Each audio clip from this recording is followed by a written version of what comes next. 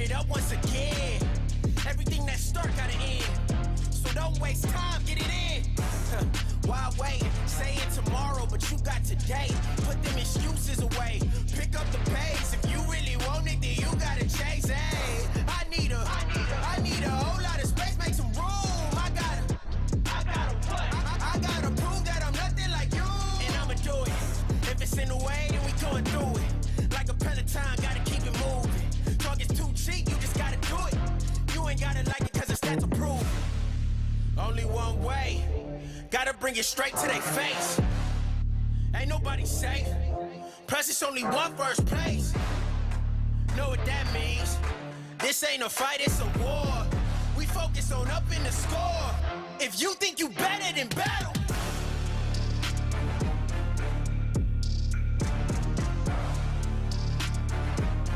If you really with it, then battle. Just battle. If you think you better than battle.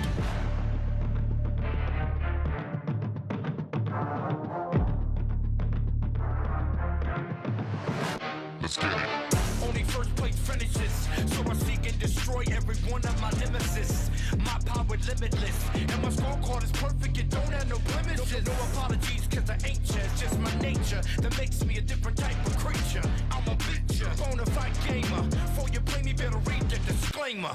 I'm that force to be reckoned with. I know your mama didn't warn you, you shouldn't be messing with. You don't compare to me. We're not the same, there's no similarity. Moment of clarity, you should be scared of me. Run all, you'll never get rid of me. So incredibly outdone. If we go to war, I'm the one you can't outrun. Only one way. Gotta bring it straight to their face. Ain't nobody safe. Plus it's only one first place. Know what that means? This ain't a fight, it's a war. We focus on up in the score. If you think you better than battle.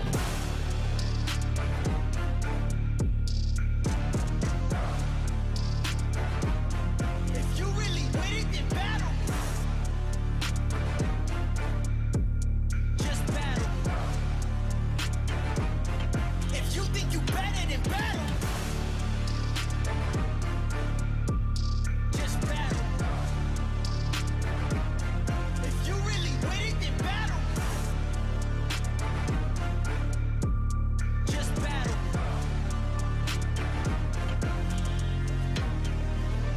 If you think you better than battle me.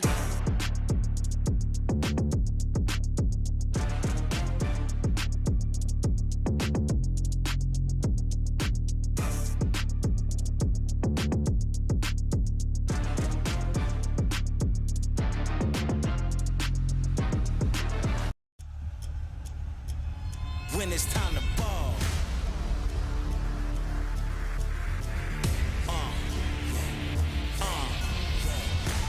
We back in the field, we ready, it's time.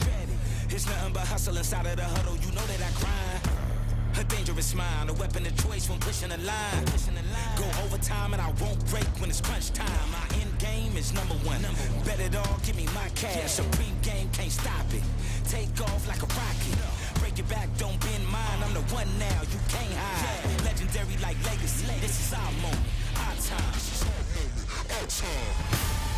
is our moment. This is our time. Time is now. It's time to rise. This is our moment. This is our time. The time is now. It's time to rise. Yeah. Coming for glory. We ready for war. The city's behind us. We giving you more. We ready whenever. The world is watching. The time is now. No other option. No other way. Play to win the way that we play. Destined for greatness, born to be great, ahead of the game. In front of the pack, leading the way, it's time to reign. The kingdom's here. This is our year. Been to the bottom, ain't nothing to fear. We running the game. Rush in the field for every yard, on every play. Nobody's safe. Rise when we fall, but never stay down. The champs is here, doing it for the 10. This is our moment. This is our time. The time is now. It's time to rise. This is our moment.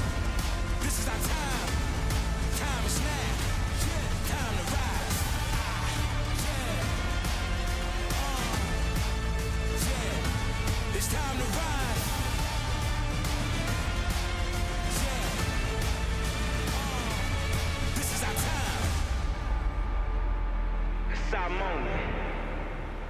It's our time. Feet in the dirt. Nose to the grind. Like the crack of dawn. You can't stop the shine. Moment after moment. Day after day. It's our time.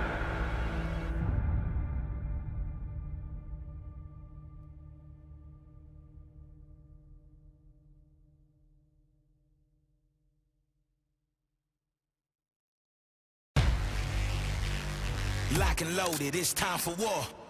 Ha. Tear down, kick in the door. Yeah, I want it all, give me some more. Ha. I want it all, give me some more.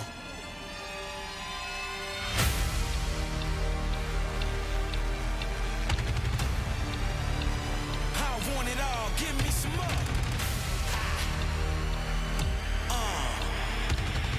Yeah. Kill 'em all, it's time for war.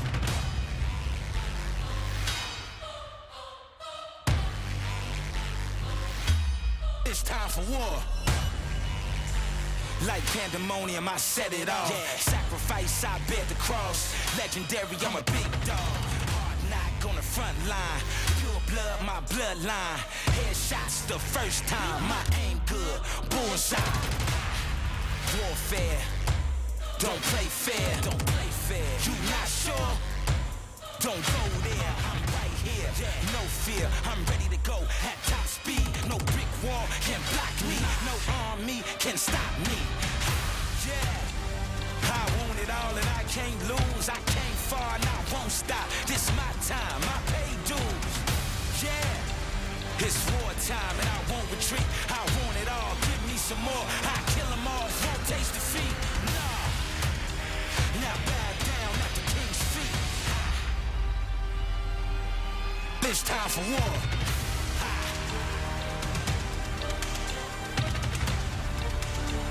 I want it all, give me some more.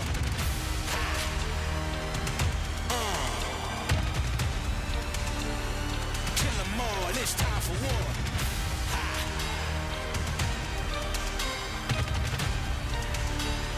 Kill 'em all, it's time for war.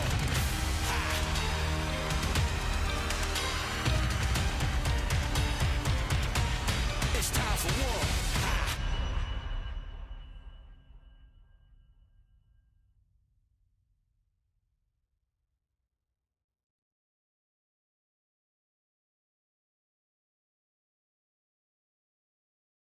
LSRTV and on the Community Radio Network for simulcast coverage. We welcome you to, of course, the Las Vegas Motor Speedway. We are getting ready for the opening round and the round of 8 for the championship playoffs. He is, of course, Mr. Terry Radford. You notice, Terry, I got it right this first time, man. First time out. How you going, bro? Doing all right? Yeah, this will make show number 6 in 4 days. It's always a good time when you're a busy man. Oh, yeah, for sure. I just got done doing some football tonight on CRN. You heard some of that coverage. We got football tomorrow night, got racing this weekend, and thank you. Yes, I figured, instead of putting on my iRacing clothes, I'm still wearing CRN apparel, so I should be all right and rock and roll. But, hey, listen, Las Vegas, wild race for the Cup race on Monday night. We saw that crazy scenarios play out with Dan West Jr. picking up the win. He is the 2-time and defending Truck Series champion. Back here tonight, he's the number 8 seed in this opening round of 8 playoff race. Terry Radford, the equivalent of football, because I know you're still excited over Tennessee Volunteers kicking Alabama's you know what. Could we see Dan West Jr. throw a Hail Mary here and the number 8 seed go to win and sweep Las Vegas? I would say yes, but I would think that he would have to get past Sean Breitzman. I know that might not be a popular pick across the board, but Breitzman was fast in practice. I believe Breitzman is going to be fast in qualifying once he gets locked and loaded and ready to go. Dennis Moore went and laid a very good lap down. Stephen O'Hare's in this field. He's very good. I mean, the list goes on of drivers in here. Ryan Bloom could win this race. There's not a person in this field that couldn't potentially win it. And, oh, yeah, Paul Newton's here as well. There's a ton of talent across the board in the Northwest Truck Series. So this race is anybody's game, and strategy. Strategy is going to be the name of the game tonight.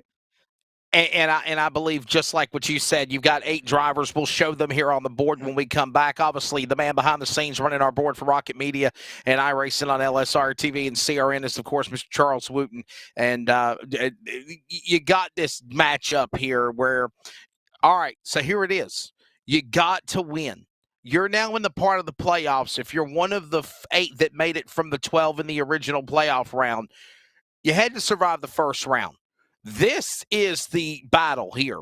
You've got 4 very different racetracks in Vegas, Talladega, coming up, by the way, Talladega next week. You want to survive Vegas so you don't have to worry about trying to somehow get away from the craziness that Talladega will provide next week, I believe, Terry. No, I mean, you're absolutely correct. If you win tonight, you go in next week and you can throw the blocks, you can play defense, you could go out there and play offense and jump to the outside, make it 3 wide going into 1. You do not have to be cautious. If you're any of the other 7 drivers that did not win here tonight, you got to tiptoe into Talladega. If you're above that cut line for the championship 4, you have to think, okay, championship mindset. How do I set myself to Homestead? How do I punch the ticket to the end? Is it making this bold move 3 wide in 3 and 4 in the tri-oval? Probably not going to take you there, but we'll see. Somebody has to win tonight, and if it's a non-playoff driver, then next week every driver has to tiptoe, which will make that a very entertaining race. Strap in, hold on. We're going to On Track when we come back from Las Vegas Motor Speedway. We'll take a look at weather conditions, the race analysis, and the playoff point scenario leading in to the opening round of the round of 8 tonight in Viva Las Vegas. Sim City, your home tonight for iRacing with the Northwest Cup Series, Truck Series. Your CRN, my CRN, our CRN. We are CRN, the community radio network now and the new WCRN 87.9 FM. And still always anywhere worldwide at wearecrn.com.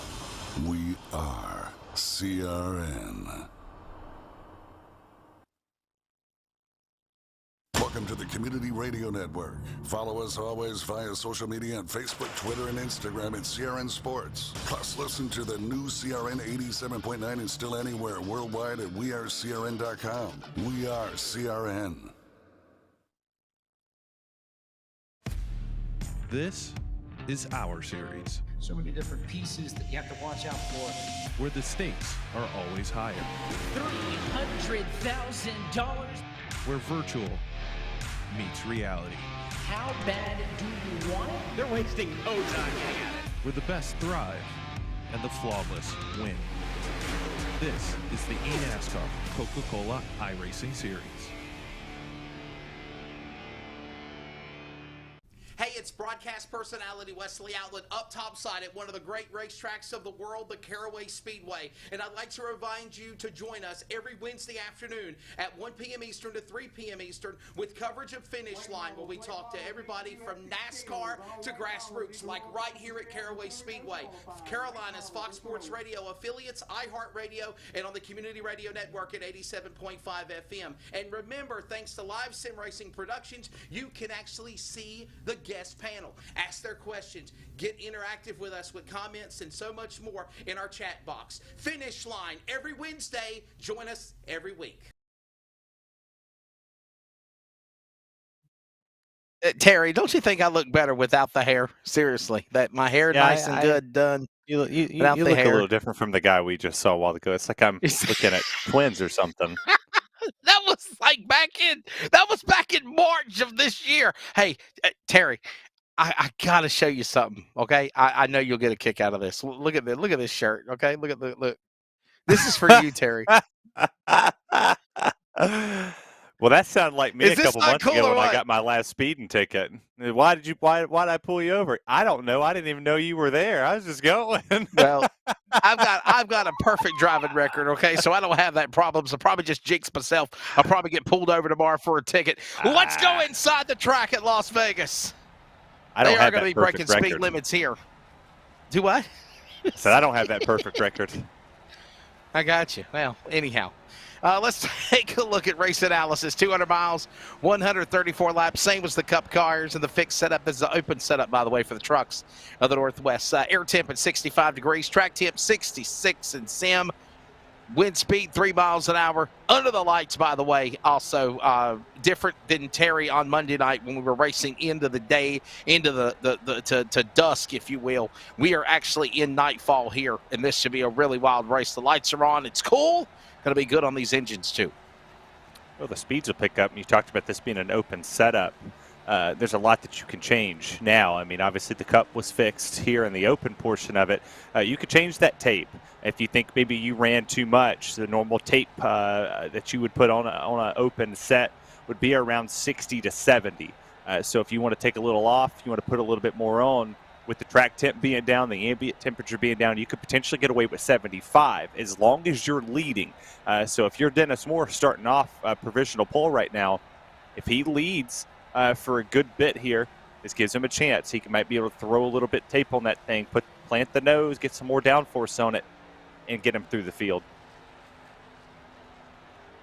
My girlfriend, my girlfriend Jackie, who gave me the shirt for my birthday present, she said, "Wesley, you have just jinxed yourself." No, I hope not. I don't think I'm gonna jinx myself. Let's look at the playoff picture. Okay, there is a tie, and these points are probably the closest, Terry, than they've ever been before. Look at this: first to eighth, separated by 3. Three-way tie for 4th to 6th. 7th and 8th is, of course, tied at 4,000. Tie for the championship between Dennis Moore and Paul Newton right now for first. 1 point back, Kevin Smith. How close is this?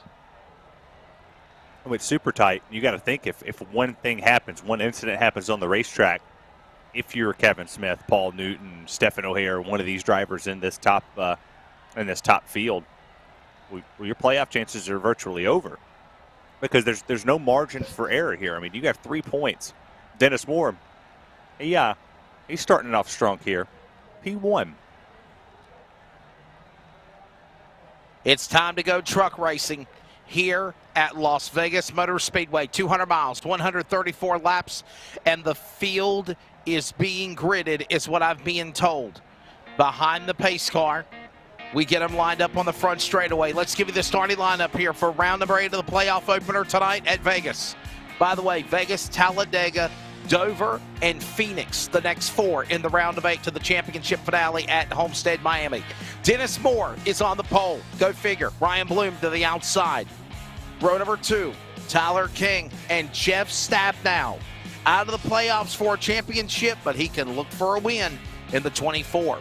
Row number 3, Kevin Smith, Dan West Jr., Vegas winner for the Cup cars on Monday. He's already in the championship finale at Homestead for the Cup Series. Round number 4, Sean Brightsman with the assist to help Dan West Jr. win, 46, and Brett Johnson, the number 7. Top 10 here at Las Vegas. Frank Harris, strong run, and Troy Daggett, the 99. Terry Radford, the top 10, as we still give you the lineup. You got Paul Newton and James Vining back there in 11th, 12th, with John Ottenbacher in 13th, and Toby Ritter's 14th. Gary Nichols, B.J. Tedrick. Rounding out this 18-truck field, you got Stephen O'Hare and Ray Foreigner.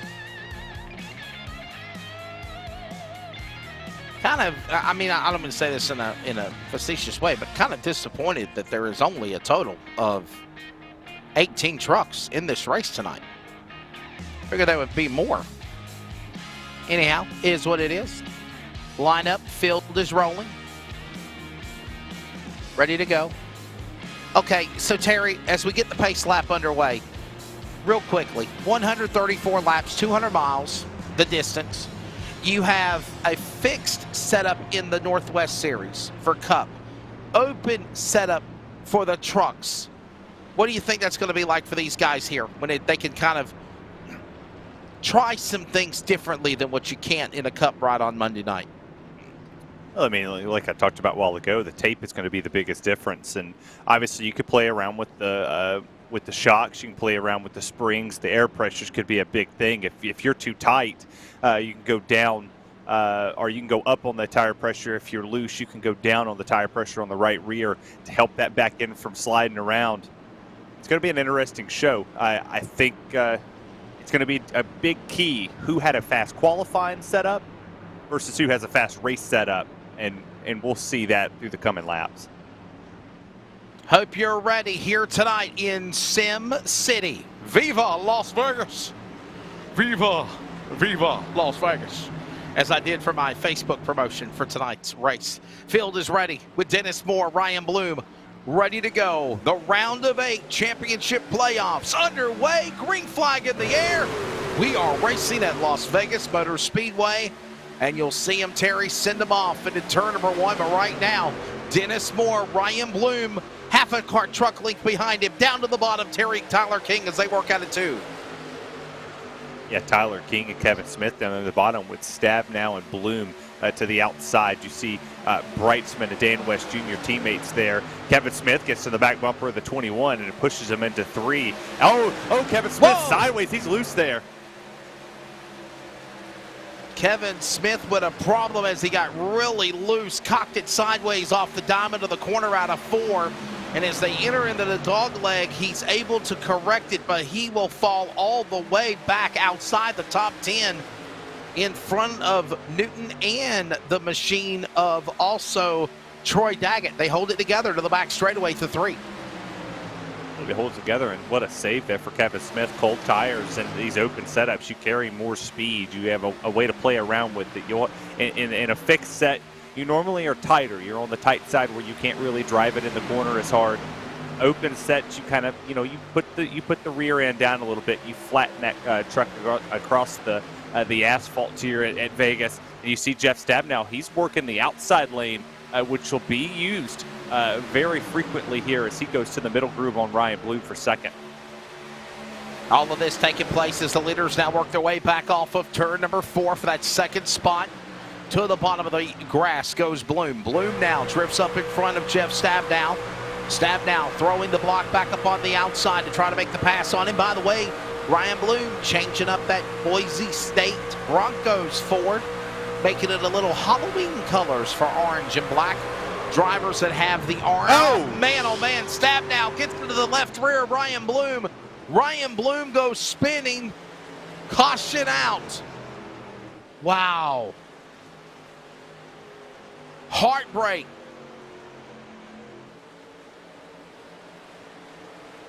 On camera. Rail. Yellow flies. Look at this, Terry. I mean, I don't want to say Terry, it's intentional on Jeff Stabnow, but he had a run. He wasn't going to lift. Neither was Ryan Bloom. Just got to the left rear. Look at this. Man. I mean, it didn't look intentional, to be honest. I mean, I'm not playing favorites because he's the owner of LSR, but it just looks like when he went to the corner, once he peeked down, that Bloom maybe didn't expect for him to pull that crossover move, and they just made contact there. That was wild.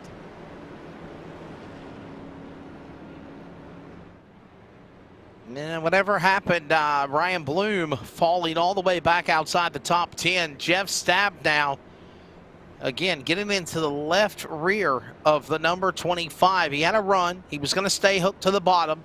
And I don't think it was intentional, like you said, Terry. Just simple racing deal. Really nowhere really, for Ryan to go or Jeff. And honestly, great piece of driving for everybody to only make it a one-truck spin there. It didn't take anybody else out.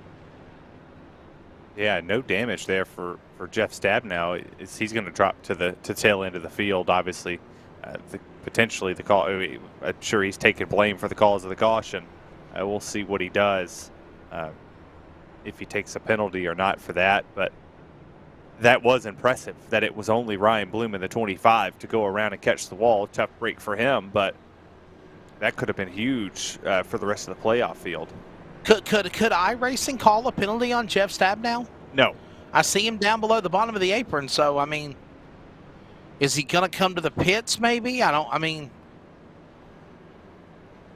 I wouldn't. There's no damage. They might be saving fuel down there. That's very smart. Down below the bottom of the apron of the racetrack. Yeah, because here he comes off turn 4 and he stays on the racetrack here. So yeah, that's smart. Stay below the bottom of the apron. You're not up in the banking. You're not got the fuel cell cocked sideways, if you will, because of the truck up in the banking, and you'll use fuel a lot faster. If you stay on the flat, you can serve. So, yeah, I think that's pretty smart there. Lights are off on the pace truck, by the way, or the pace car, and the field will get the 1-to-go indication. We'll go back to green next time by. Ryan Bloom fell all the way back inside 18th. He is all the way dead last. It looks like maybe he did make a pit stop to get checked out to see what kind of damage he needed to do. And, yeah, fast repair taken for the driver of the truck number 25. Did he take a fast repair? I don't know if he did. If he was in the pits for 1 minute and 13 seconds, he might have just took the damage clock, if you will, Terry, to try to take some time to fix it. Yeah, I mean, we'll see what his lap times are. Normally in these trucks, when you knock the right side of it out, the speed normally goes down. And, no fast repair. That's what we're being told, Terry. He did not take a fast repair. Yeah, we're just going to have to see what his speed is compared to the field, if he's able to drive through the field with that damage. Lights off for the pace car. First yellow flag of the race. Get ready to bring him back to the Geico restart zone. This time by. The pace car drops onto the pit lane. And the field ready at the hand of the leader, Dennis Moore. Picks up speed down to the bottom of the racetrack. Green flag back in the air. Tyler King and Stabnow hook up now for that third spot. Dan West Jr. down to the bottom. Terry, they go back to turn 1. Yeah, the winner from the Cup race, he learned a little bit here. And obviously with the open set, it's a little bit different, but the 55 looking strong early. He's going to look here, Dennis Moore to the outside, potentially in turns 3. And yeah, he goes to the middle. Put the 55 up there, put the 44 on the bottom. And obviously Jeff Stabnow's going to work with his teammate. Rounds 4. He's got a bumper on him. We'll see if he can clear him into 1. All of this transpiring as the leaders try to stick it 3 wide. Stabnow did not know whether to go to the top or the bottom. He stays with his teammate, Dan West Jr. That's his LSRTV CRN teammates right there. And outside lane, West and Stabnow trying to gang up on the Moore speed. Beaver State 44. Dennis Moore down to the inside. King, his teammate, also in that battle as they work off turn 4. How about a run, by the way, for Frank Harris in the early going of 10 laps in the 11 truck. Yeah, sitting P4 right now, 0.3 of a second off the race lead. He sees the battle in front of him between Stabnow and Dennis Moore. But, hey, Frank Harris, he was very fast in practice in the Cup Series, in the fixed setup. You put him in an open setup race, he's got a fast truck. He's showing it right now as he's sitting there, and he could be the one to take this 3 wide as he's right on the back bumper of Dennis Moore. He's going to follow the 44 machine all the way across the start stripe, put him still in P4, and he's got an opportunity to pounce. Sliding, driving, diving down to the bottom. Here comes West. He'll throw the block on Dennis Moore, at least not let him get that inside lane. Stabnow will follow back up on the outside. Here comes now Harris.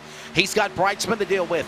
Those top 3 trucks in the outside lane, all teammates, but Dan West Jr. back to the lead out of 4. Yeah, he still has the lead, and there's Sean Brightsman sitting there in the 5th place position doing his thing. And Frank Harris, he goes to the bottom of Jeff Stabnow for P3, and he's going to try to get the 2-for-1 special like Cracker Barrel. He went to the inside of the 44, couldn't get that pass to go. Dennis shut that move off for him, put Frank Harris back to P4, and it's single file for the first 5. And now here comes Stabnow to the inside. Yeah, I was going to ask, how do you like those apples? Fried apples at that as they work their way off the corner. Now goes Dennis Moore up in the middle lane, down back to the bottom. Dan West Jr. will stay to the outside lane. Jeff Stabnow will now power to the lead in truck number 24. Got to be careful early, Wesley, with these tires. You don't want to scrub the speed off of them early. Lap times, 0.3 difference. If you're up front, you could potentially be wide open in these things in one part of the racetrack. The other part, you kind of can be conservative. You have to be really chill. You don't want to burn the right front off early. use all 4 tires. Don't just drive with the fronts, drive with the rears too. All of this transpiring as they work into turn number 3 and working out of 4 is Jeff Stabnow, the leader. Up the outside, down to the inside. Here comes the driver. Dennis Moore on the bottom, outside lane is Dan West Jr. Brightsman, Harris, Smith. Remember Smith? Problems earlier on the start on lap 1. He's thrown himself back in this 6-truck battle for the lead as they work lap 13 into 1. Yeah, 0.3 of a second separates 1 through 6. And obviously Stabnow on the 24 up front. Dennis and Kevin Smith back there in the 00 is a battle for the lead. Heats back up. Here comes Dennis Moore to the inside of Jeff Stabnow as they work in 3 and 4. 55 up top with the 24 trying to get pushed. Sean Brightsman's back there behind the 44. It's a drag race to the line for lap 16. All this going on now. I want to give a big shout out to Jimmy North. Hey, Jimmy. Jimmy North in the house, man. Hope you're doing well, sir. Tuning into the broadcast coverage as the field works their way into the back straightaway, down the Nellis straightaway into the 3rd turn. Lap 15 in now, working lap 16 here. Stabnow up on the outside. Dennis Moore to the bottom. Brightsman, West, Smith, all this going on as that goes back through the Geico restart zone, flashing under the flag stand. And all this taking place now, Terry, back in turn 1. It's getting antsy in the top 5, and here comes Harris. Want to put his front tailgate in the gunfight again as they work off the corner. Yeah, you try to see 3 wide right here with Brightsman, West, and Kevin Smith. As every one of them trying to put themselves under a blanket. And this battle right here has allowed, well, the top 9 to get in between 1 second of each other. It's kind of like we're racing at Talladega at this moment. They're not willing to wait for next week to have double file racing at a 1.5 mile track. And this is sort of also reminded me of the new Atlanta, where it's side by side, side drafted, bump drafted. Yes. All coming into effect here in Vegas. Yeah, all this transpiring as the field will work their way back across turn number 3. Diamond off the corner, back to the tri-oval, back to start finish. As now Jeff Stabnow up on the outside lane. Boy, some slicing and dicing there between Dan West Jr. from the bottom to the top. Now Frank Harris and Smith from the top to the bottom, or at least they're going to go now side by side like they're at full speed under the pace car lap. At full song to the back straightaway. Stabnow powers to the lead out of 2. Yeah, still going double file, 1st through 6th. And now Jeff Stabnow is going to clear that bottom lane. He'll cut down below, try to drag his teammate in the 44. He jumps up in front, couldn't make that stick. Dan West Jr. goes to the outside of Dennis Moore. A rocket past the line. And every driver in the top 10, 1 second gap puts them all together, and we'll see if we can single file this thing out. Yeah, everything going well right now for these guys as they work their way back across the start-finish line to the back straightaway, closing in on 20 laps in this time. However, they come to the line. Jeff Stabnow, let's give them the full field rundown, leads the way as they work off turn number 4, back to the start-finish line. Jeff Stabnow hugs the bottom. They roar into the corner. Stabnow leads. Dennis Moore 2nd. Dan West Jr. 3rd. Sean Brightsman is 4th. 5th is Frank Harris. Kevin Smith is 6th. Tyler King is 7th. Paul Newton is 8th, and halfway through the field, Brett Johnson, Terry Radford is the top 9. You got Toby Ritters in 10th, Stephen O'Hare in 11th, Troy Daggett, BJ Tedrick, James Vining. You got Ray Forner, John Ottenbacher, Gary Nichols, and Ryan Bloom well off the pace back there, 10+ seconds back in 18th.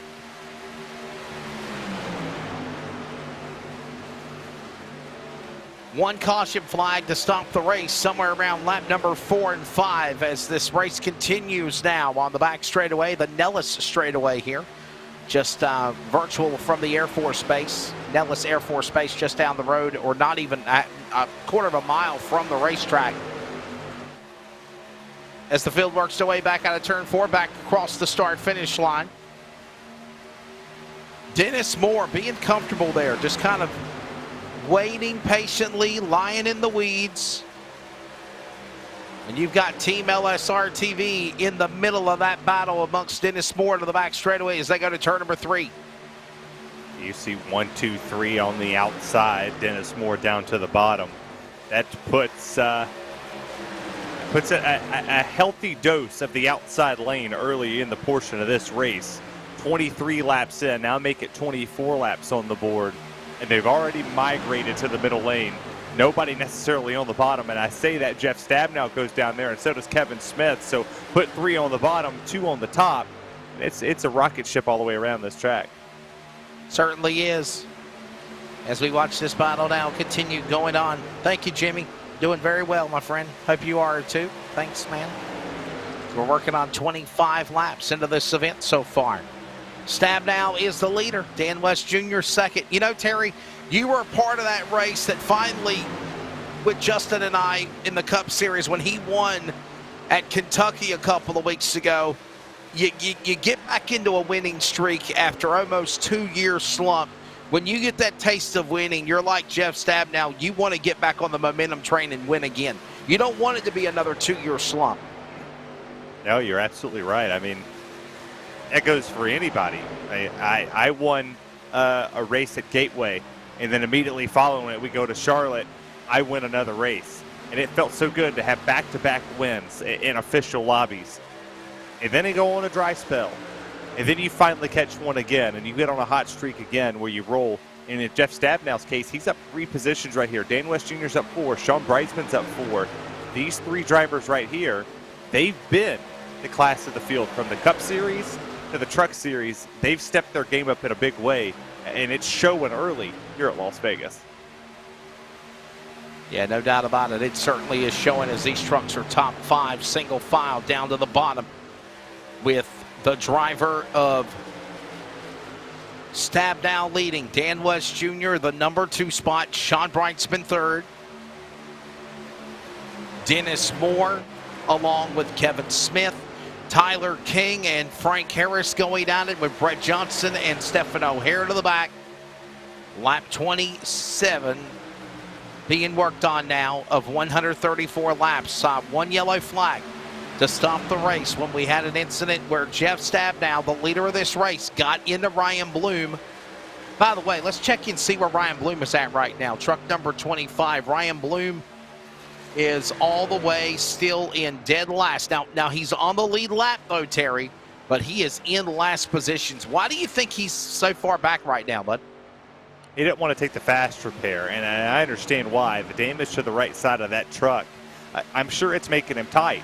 I'm sure it took some speed away. He's probably down horsepower. The trucks with the damage repair that they do not fix RPMs. It just fixes the cosmetic damage on it.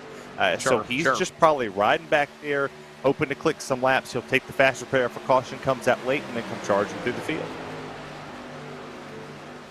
We'll see how that goes, Don, as that transitions back into the corner as the leaders work back away off of turn number 4. There you see Stabnow. There is behind him Dan West Jr., about 2 truck lengths back. Then you've got another gaggle of trucks there behind them of Sean Breitzman on the bottom, Dennis Moore, Kevin Smith. All of this transpiring as the field heads to the back straightaway, going to the 3rd turn. Jeff Stabnow, the man still out in front, single file, ride and drive for maybe some of these trucks now. And you got to wonder here, a lot of them did not, nobody really pitted except Ryan Bloom. So they're still on the same fuel strategy, if you will, on track now, Terry. Stephen O'Hare came down. He's up 10 positions. He was in the box for 15.5 seconds, all the way back there in the P7 position.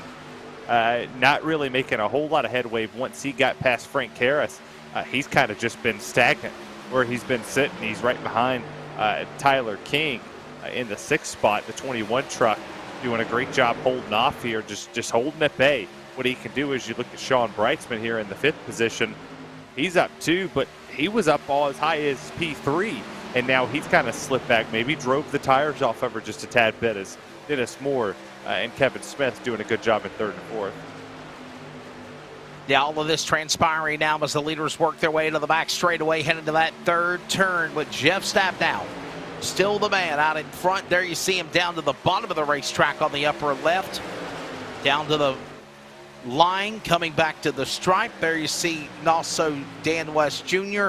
hugging the bottom of the apron of the racetrack. Then they climb the banking again with Dennis Moore from the Beaver State clan. Obviously, Dennis Moore, a high seed going into the playoffs. He has done a phenomenal job in truck number 44 for more speed of the Beaver State clan as they right now stay single file. Got a battle for the lead, though, heating up there as the leaders work off the corner. Stab now slips, loses it off the corner.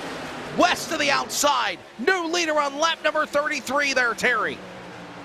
Yeah, and what a save by Jeff Stabnow. I thought that he was going to lose it into the grass and we was going to see a Kyle Busch-esque wreck, but he holds on to it and he slips back to 6th.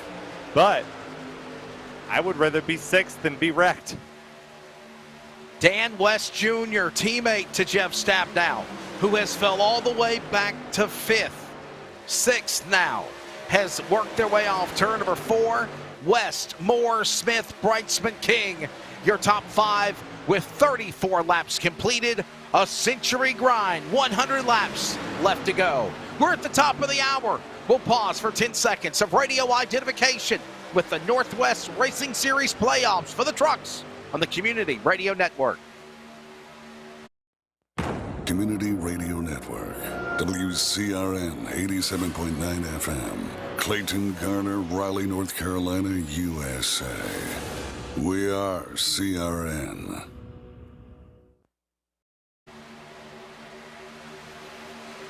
A new lead change happens as we also pause for network ID in less than 10 seconds there, Terry Radford. Now we have Dennis Moore getting around Dan West Jr. Kevin Smith will follow, and he's falling back in truck 55 as they go to 3. You got to think that Jeff Stabnow and Dan West Jr. have, I would say, identical setups in those trucks. So when Jeff Stabnow started to get loose there, it kind of made me see, okay, did they have the long run speed? Was the pace in the trucks? How hard did they push it? Obviously, the questions to those answers have came to fruition because they both started to fall. They both slipped out of the race lead. Maybe they don't have the truck to play offense or defense. They have the truck to maybe go up there and just stay stagnant. They need a long run to not happen. Contact made with Kevin Smith and Dan West. That was almost right. It's 3 wide now for the battle for second. What a 3-wide battle as they flash across the start-finish line. Now Dennis Moore pulling away by half a truck length, by the way. And now from Sean Brightsman. Smith in that middle of the sandwich along with Stabnow up on the outside. They both climbed the banking. Smith will stay to the bottom of the 00. They work to turn number 3 up the racetrack. Here comes Stabnow. Looks like he might have got something going again here, as he now tries to run back down Brightsman, Smith, and company to go back to P2 out of 4. Yeah, it looks like he may have cooled his tires down and just kind of went back there and rode around for a second. Now he climbs back up to the 3rd place position. He's going to look low on the 46, but Brightsman shuts the door. That'll wash the 24 up the track. He'll go to the seam. Down the back straightaway, Tyler King's going to make the run with Kevin Smith on the outside of the 24 machine. He doesn't make it stick. He puts it back to the outside. Stabnow gets loose again. He washes up and almost collects the 21. Yeah, he certainly just about did. Boy, that was scary right there. He'll save that truck. Stabnow now washed out, hung to the bottom. Dan West Jr., his teammate, up on the outside now. Stephen O'Hare, nowhere to go for him. He waits patiently as they almost squeeze each other in down the Nellis straightaway to turn 3 there, Terry. Yeah, they're squeezing each other, and Dan West Jr. has some damage right there on the driver's side door. Wiped the numbers completely off of that thing. So that would lead me to say that he made contact with somebody. It's a matter of who it was. Is the 41 of Stephen O'Hare, guy who pitted on lap 5. A little bit of a strategy call to see what he can do. He's obviously going to try to get to the top 5 as the battle for 5th starting to heat up. He will look high. Now he's going to look low. They go into 3, and we'll see. Can he make it stick? He does. What's the 41 got in him? He's sideways now. Turn 4, back to start finish. 40 laps completed, now lap 41. There you see the 41. Speaking of 41, on lap 41, Stephen O'Hare to the bottom, trying to make a run on the driver of Dennis Moore, Sean Brightsman. We got trucks on the pit lane. Understanding Troy Daggett is on the pit lane, and B.J. Tidrick, a former Vegas winner for the Cup cars here, is on pit road as well in his truck there, Terry. Yeah, there's some damage on that truck back there, and that's significant damage for that machine. But I would expect these drivers to potentially sit out there to maybe yell at lap 50. It'd be my target number to come down, try to break this race up just a little bit more. I mean, you could pit here and be semi-decent, but I would expect these drivers to push a couple more laps out of it.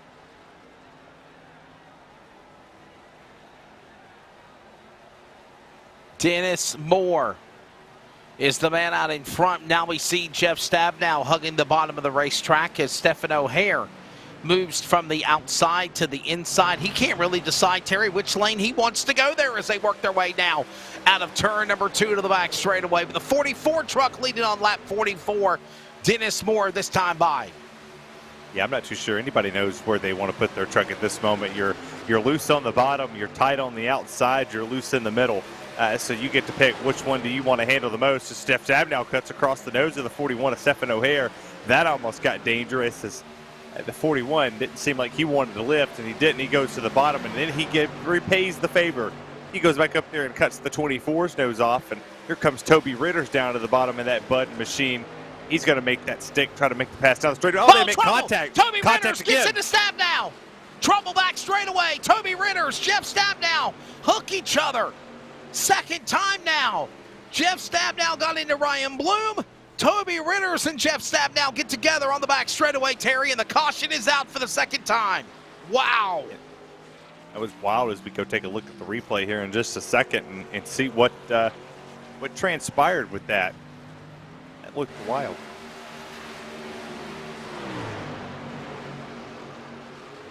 Well, that is a pretty good note in our ear. They are teammates. You see the 23 is going to get there. He's going to go up. And he stayed up.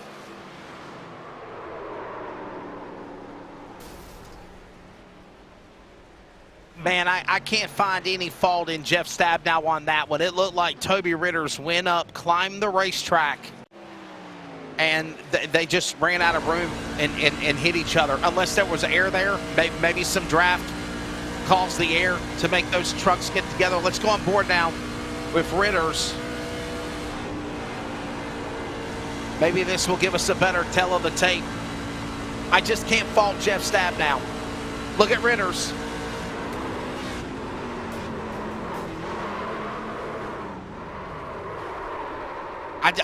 Terry, I'm just really thinking they either the air or lost traction, climbed the banking, can't lift, got into Stabnow.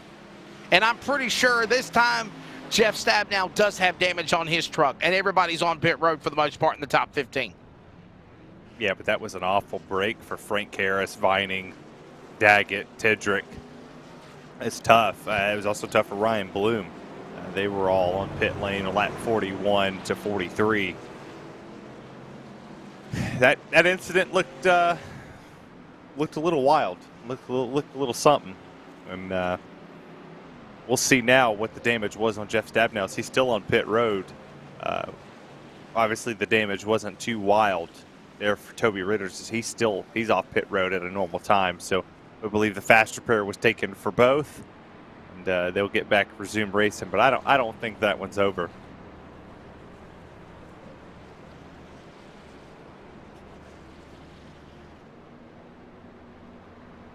We'll see here what transpires. Is right now we have Ryan Bloom, Troy Daggett up in front, and I don't believe that he's a lap down. Nobody's a lap down actually right now. Everybody is still on the lead lap. According to our chat, they said that Jeff's VR went out. Okay.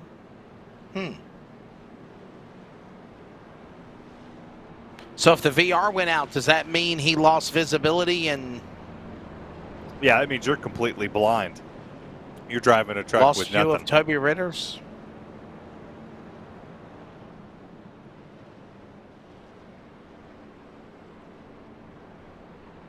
Yeah, the drivers who came down pit road, Vining, Daggett, Tidrick, and Bloom, they would be a lap down, but they would get the wave around here.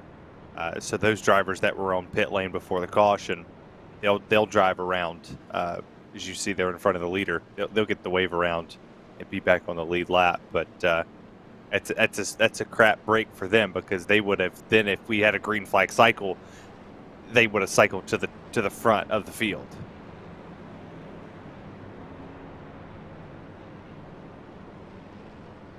Well,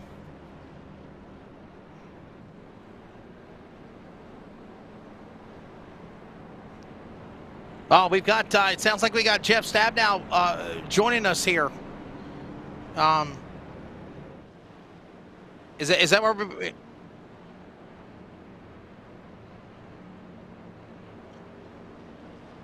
Oh, okay, all right. So I'm understanding from some communication here to race control here, Terry. We're hearing that basically his VR went out, nowhere to go. When it popped back in, Ritter's is there. They slam into one another. Yeah, that happens. I mean, the VR is one of the coolest things you do on iRacing. And when that thing goes out, all you see is dark. It's like shutting the lights off in your room or your house, and you can't see a thing around you. And by the time it pops back on, you have no reaction time to go. We've had some funny stories, Terry, over the years of people's VR headsets going out and what happens. I think the funniest one was when we were at Michigan, and a boring race, the Cat Man, James Vining. The Cat. That's where the nickname Cat Man came in, Terry. Hence Cat attacked. And the Cat attacked him while he was... I still laugh about it to this day. The Cat attacked him while he was iRacing, Terry, and caused his VR headset to go out and make him crash. The Cat Man, James Vining, in the top 15 right now. The Cat attacked him. And the monitor. Oh, Terry, if we had the video of that, we would split the money on America's Funniest Home Videos, because we'd be rich. You know that, right? Seriously. We're back to green. That would be pretty hilarious. Kind of wish we were showing it. But it is. I just got to go. I'm reminiscing now. I got to go back and find the video where I just literally couldn't stop laughing. Me and Greg Rinswer for probably about 3 minutes. Oh, and the fish noises broadcast was pretty funny, too.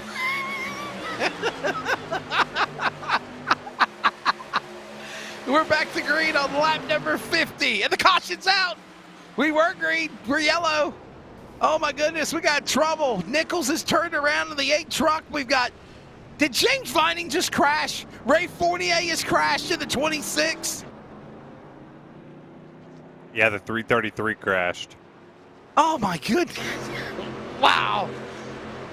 I am bad at, oh my goodness, man. The Cat Man, I jinxed him. What happened? Third caution of the race here in Texas, here in Las Vegas. He just got loose there. Number 8. There you go. Stabnow involved. Stabnow got hit. Oh, my Vining got T-boned on the passenger side.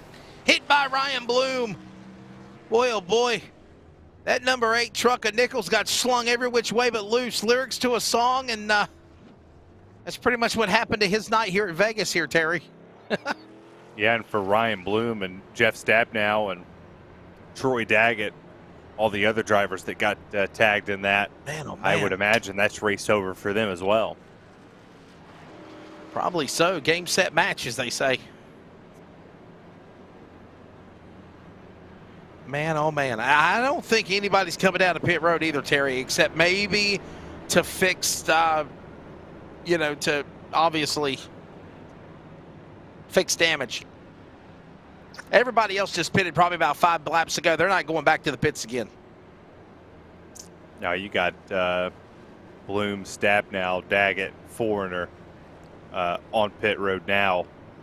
Daggett will come out. Gary Nichols is going to jump up to the 13th position.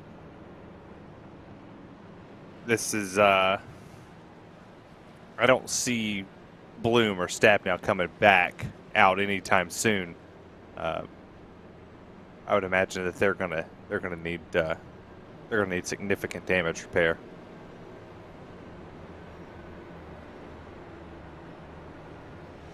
So the caution is out here. Halfway in about another, I guess, 27 laps, I guess. 17 laps, actually. Terry, what you take of the race so far, man? Maybe a little aggressive. Maybe there should be some more give and take here. Or do you feel like it's just a typical playoff race at Vegas? I wouldn't necessarily say a typical one. I didn't expect to see the amount of playoff drivers having issues. Yeah. But this has been wild. You know, we got a lot of fast drivers that just can't seem to find their way out of trouble.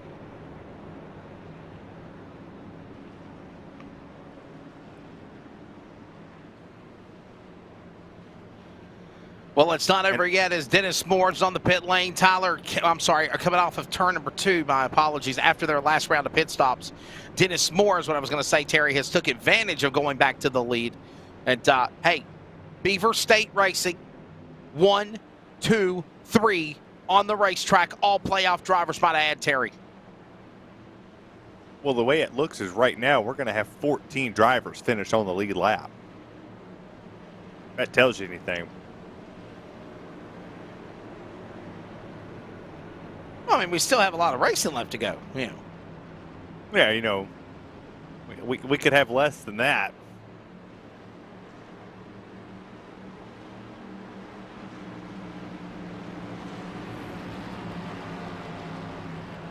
Charles Wooten always doing a phenomenal job in the broadcast booth as the pace car comes onto the pit lane. On our production side of things, Terry Radford, I'm Wesley Outland. Green flag in the air just after midnight. And we are back underway here at midnight Eastern time, might I add.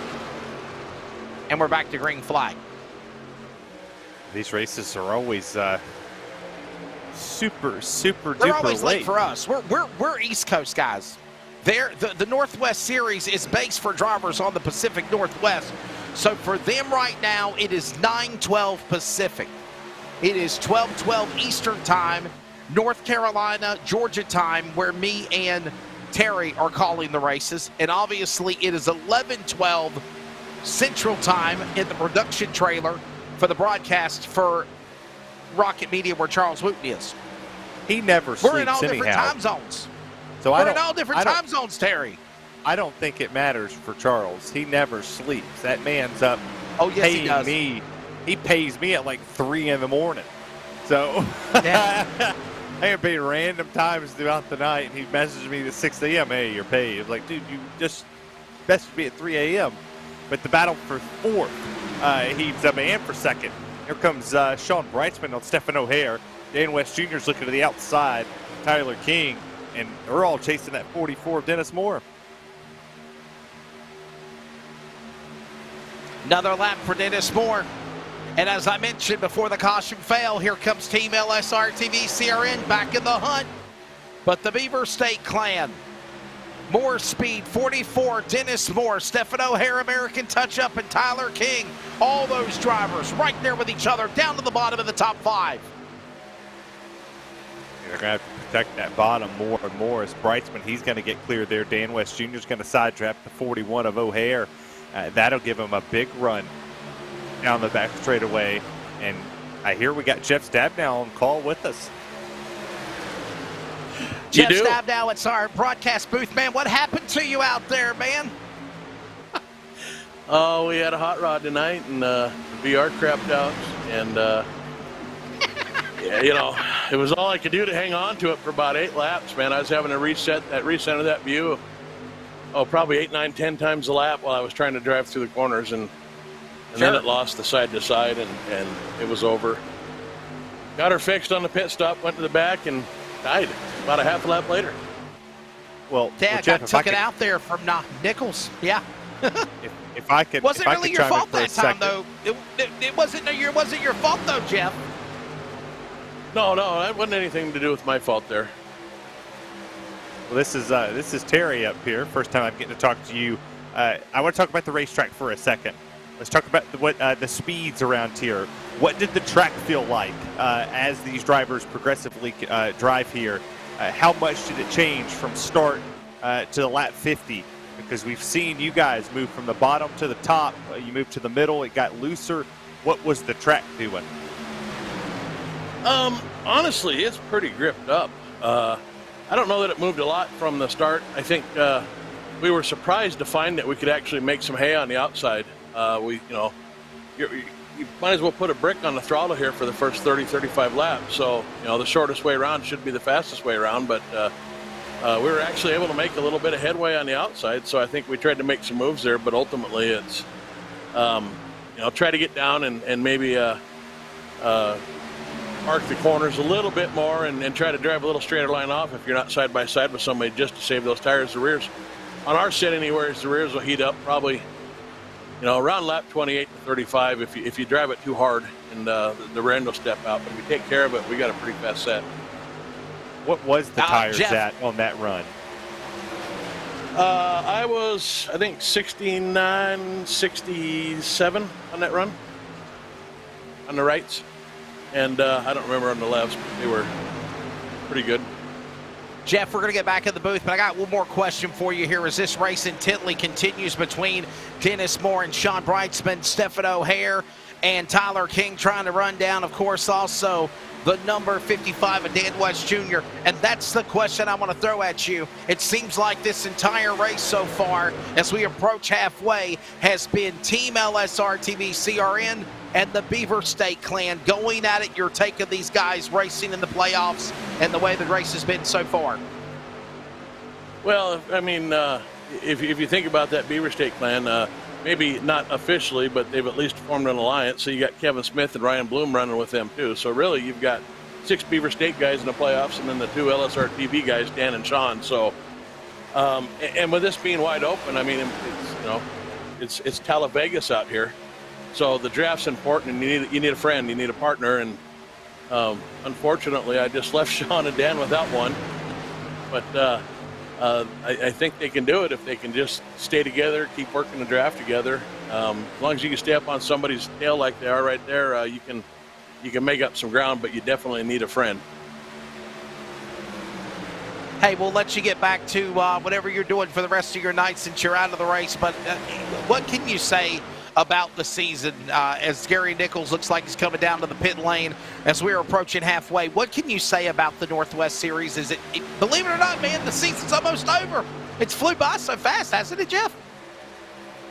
Oh, I don't know if it's gone by that fast. It's been a long season, but no, it's winding down, and you can tell by the car counts, right? As guys jump out of the playoffs, they start losing a little bit of interest here. So probably got our shortest car count of the season here.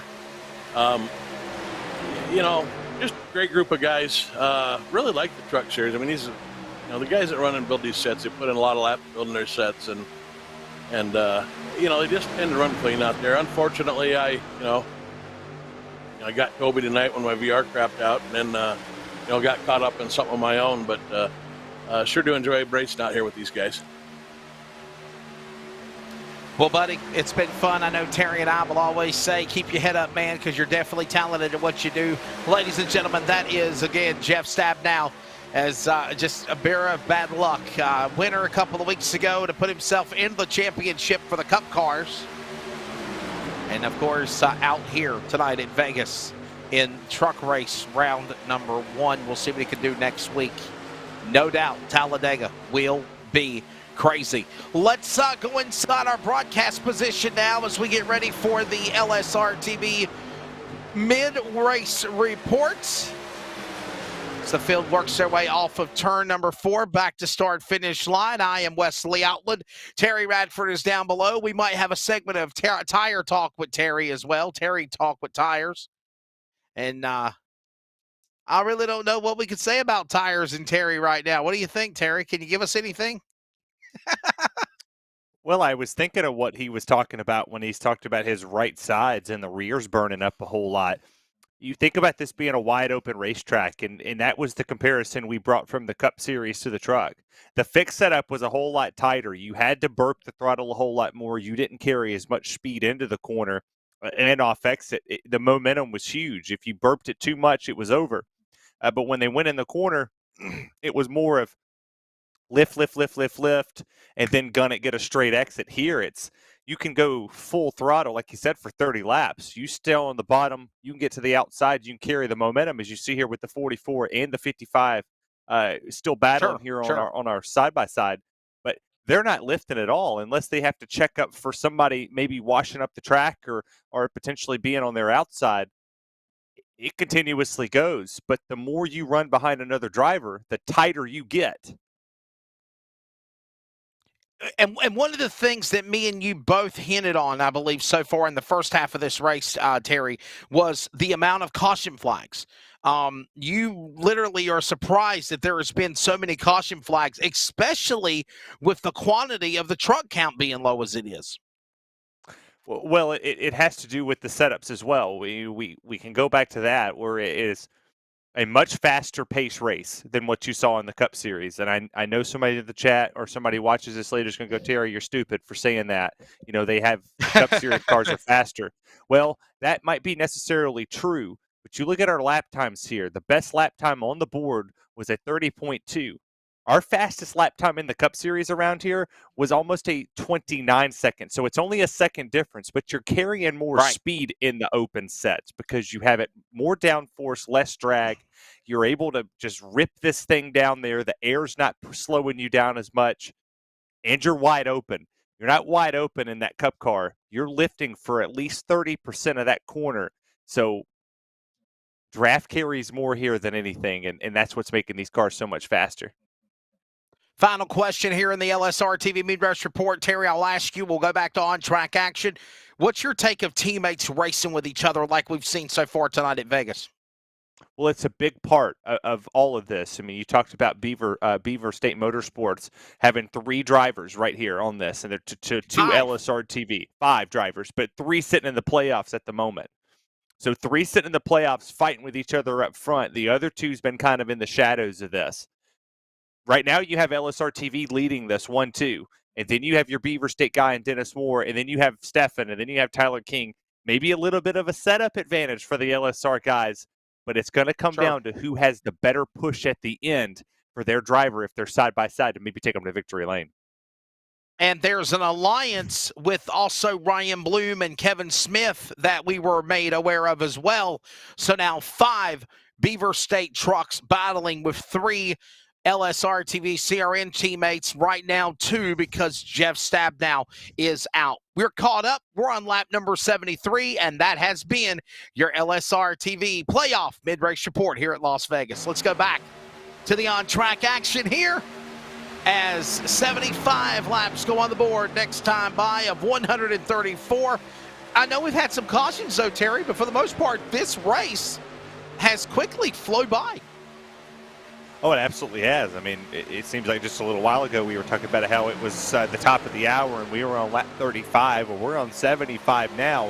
The pace has gotten faster. We have only fell off a second from when they came down on lap 46. They were running 30.2s, 1 second difference. So the pace is not coming down. The speeds are coming up as the racetrack gets cooler and cooler. The sun's completely gone. His clouds are there. You see the run right there for P2. The 44 almost turned him, but he didn't. Put Dennis Moore right there in P3. Dan West Jr. holds second. Yeah, there's still a lot of opportunity going on here as the leaders work their way again off the corner out of turn number 4. Brightsman is the leader. Dan West Jr. right there with him. Dennis Moore, as Terry mentioned, 2 LSRTV teammates, and now trying to make a sandwich out of the deal is Dennis Moore for the Beaver State. More speed, number 44. Close it in up on the outside. Now they'll go single file, tandem up on the top shelf, working back down to the bottom. And again, nowhere to go. Dan West Jr. might have got a little loose there coming off of 4 there, Terry. Yeah, he got a little loose there off of 4, but this is the first time we've seen the top 3 actually break away. It's not a huge breakaway, but 0.4 of a second breaks 3rd all the way back to 4th. As it's side by side now for P2. Dennis Moore goes to the bottom. Dan West Jr. to the outside. They're still chasing Sean Brightsman, but this is the key. The teammate up there leading this race gave the toe, gave the pull to the 55. Now he gives it to the 44, but the run for the 55 is going to be super off of turns 4. So he's going to clear the 44 here to the line. He'll make that run there, coming back to start finish as another lap will go up on the board, flash in on the flag stand with Brightsman, West, Moore, O'Hare, King, Smith, Ritters, Newton, Audenbacher. Your full-filled rundown now after halfway. There's your top 9. We got Johnson back there in 10th, Harris in 11th, Daggett 12th. Tedrick Foreigner rounds out your lead lap cars. Nichols, Bloom, Stabnell, Vining, all out of the race or on pit lane. In Ryan Bloom's case, still trying to get every position possible. He's 8 laps behind Gary Nichols, so he would need to come back rather quickly to maybe jump that position. It will be lap number 80 when they work their way off the Nellis straightaway back to start finish. There you see this intense battle heating up for the lead again as Sean Brightsman stays hugged to the bottom of the racetrack.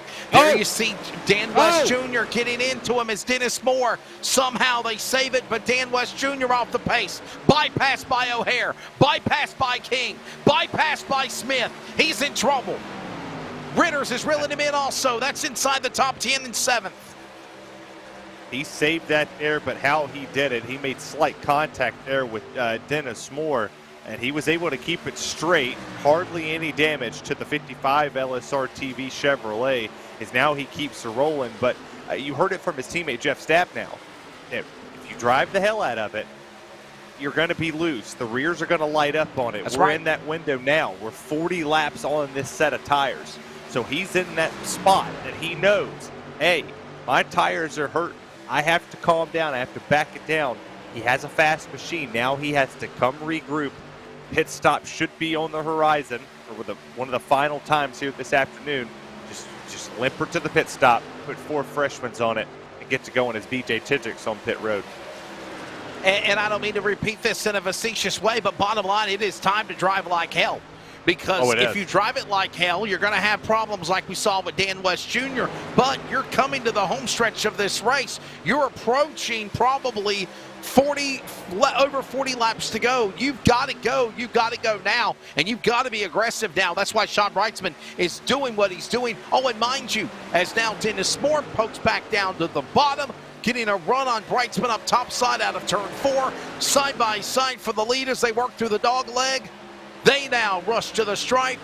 Also, Sean Brightsman has a really good run going for him, just like he did Monday night in the Cup race also here at Las Vegas, Terry. Well, I think right now Dennis Moore, he has saved his tires to the best of his ability. The same thing with Stephen O'Hare, and that would be Kevin Smith. Those 3 drivers are over 0.2 of a second faster than Sean Brightsman at the moment. Maybe it's a setup advantage. Maybe it's the longevity of that truck altogether. If you have a truck that just blows the doors off of everybody for 30 laps, it falls off at a certain point. It is starting to fall off here. You watched it with Dan West Jr. You're watching it with Sean Brightsman, who's holding serve up there on the outside by his lonesome, trying to keep this lead. He's going to cross in front of the 44 here to go to the bottom. Oh, and he got a little sideways there, but he held on to it for the lead. He's still sideways off the exit of the corner. All of this transpiring here now as the field is getting ready to come down to the line on lap number 86. All of this taking place here as these drivers work their way coming off the corner out of turn number 3 to the Nellis straightaway. They go to the back straightaway. Sean Brightsman is the leader. We're going to go side by side, so you do not miss a thing. We are back at a coverage in a moment to take you to the finish. iRacing, LSRTV, Brightsman up the racetrack. Here comes O'Hare back to the bottom. That is heating up. We'll go side by side. We're back from Vegas, and we return. This is our series, So many different pieces that you have to watch out for. where the stakes are always higher, $300,000. where virtual meets reality, How bad do you want it? They're wasting no time getting at it. where the best thrive and the flawless win. This is the eNASCAR Coca-Cola iRacing Series. Hey, it's it's broadcast personality Wesley Outlet up topside at one of the great racetracks of the world, the Caraway Speedway. And I'd like to remind you to join us every Wednesday afternoon at 1 p.m. Eastern to 3 p.m. Eastern with coverage of Finish Line, where we talk to everybody from NASCAR to grassroots, like right here at Caraway Speedway. Carolina's Fox Sports Radio affiliates, iHeartRadio, and on the Community Radio Network at 87.5 FM. And remember, thanks to Live Sim Racing Productions, you can actually see the guest panel, ask their questions, get interactive with us with comments and so much more in our chat box. Finish Line every Wednesday. Join us every week.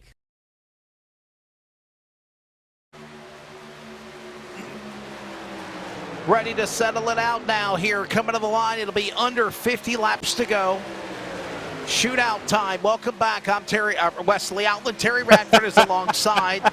We have, of course, Charles Wooten in the production chair. And Terry, this is a phenomenal battle. We are seeing for the lead. That's why we went side by side during the break, so you could keep up with the action. This is intense here at Vegas. Yeah, this is absolutely amazing race, and I was telling you guys in our little break right there, this is race number 3 for me of the night. The 2 races over there for the Precision Racing League on Race Spot were 2 phenomenal races that came down to the wire, came down to the last lap. I come over here to LSRTV to call the Northwest Truck Series, and they're putting on a barn burner for the fans on YouTube and the fans on the CRN. They're 3 wide for second. Brightsman's to the bottom. Here comes Dan West Jr. He's going to work it. O'Hare, he's battling his teammate Dennis Moore. And there's racing all over this top 5. Amongst all this crazy racing, Terry, one word comes to mind: respect. There's a lot of respect being given by all these guys on the racetrack right now. Even though they're racing competitively and very close, you can see a lot of give and take here. Well, if you're Stephen O'Hare, you're up 15 positions. You're not even supposed to be in this situation. You started 17th on this field. I'm sure a lot of people wrote him off when this race first started of putting a qualifying lap down, but not a good one. And he finds himself in the closing stages of this race with everybody being loose. He has saved enough in that machine. But the man who saved the most so far that crossed this line this time put a 31.5 on the board. He's a 10th faster than the field. He's driving away. That's Kevin Smith of that 00 +3 on this race. That's the question. Who will survive? Who will be able to withstand all of this that's going on now? As, of course, you see Smith as the leader. Kevin Smith now. Stephen O'Hare up to second. Right there at that battle we were just showing you between Moore and Brightsman. And Terry, it's only fitting now that Team Beaver State is up in front now in the top 3 spots. I think their setup allows them to have a long-run car, or long-run truck, mind you. They knew this race was going to go the distance. It was going to go far into a fuel run, into a tire run. So no surprise to me that obviously without the drafting help that you've seen with Team LSRTV CRN, losing a member of their team at Jeff Stabnow, they now have the numbers advantage away from them. It was 3 versus 3, but you also had Ryan Bloom that was in that with Toby Ritters that gave them a 5-3 advantage. It's 3-on-2 right now. It's as heads up as it's going to get. And now pit stops around here. Here comes the 00. Here comes the 41. Oh, and Brightsman late move to the pit lane with Dan West Jr. Late race pit stops. The money stop could be up for grabs here as everybody inside the top 10 besides Dennis Moore and Toby Ritters with a Hail Mary to move to the number 2 spot up 12 spots has came down to pit road. 4 tires and fuel. Smith and Brightsman neck and neck coming to their pit stall, and Brightsman had to pit sideways because of it, Terry. Yeah, and he is 2 sideways. Wow. I bet he's hot over the radio because that is going to cost him a ton of time. You're going to watch everybody go past him. The 7 goes around, and that's Brett Johnson. He loses a spot to Ray, to Troy Daggett, to Dan West, to Paul Newton, to Tyler King, Brightsman. All of these drivers, Here comes Frank Warren Harris Ritters. got around him. More and Ritter's on the undercut. They coming next lap. Oh, and more overshot his pit stall. You got it in stereo. Me and Terry both caught that. Oh, my goodness. Here comes now Fournier on the pit lane. 26 in. Daggett stays on the racetrack here. That's a very big Hail Mary. Is now the 44, Dennis Moore. He's going to get out, but we're going to see the blend here. Where is this going to put him in relations to the rest of this field?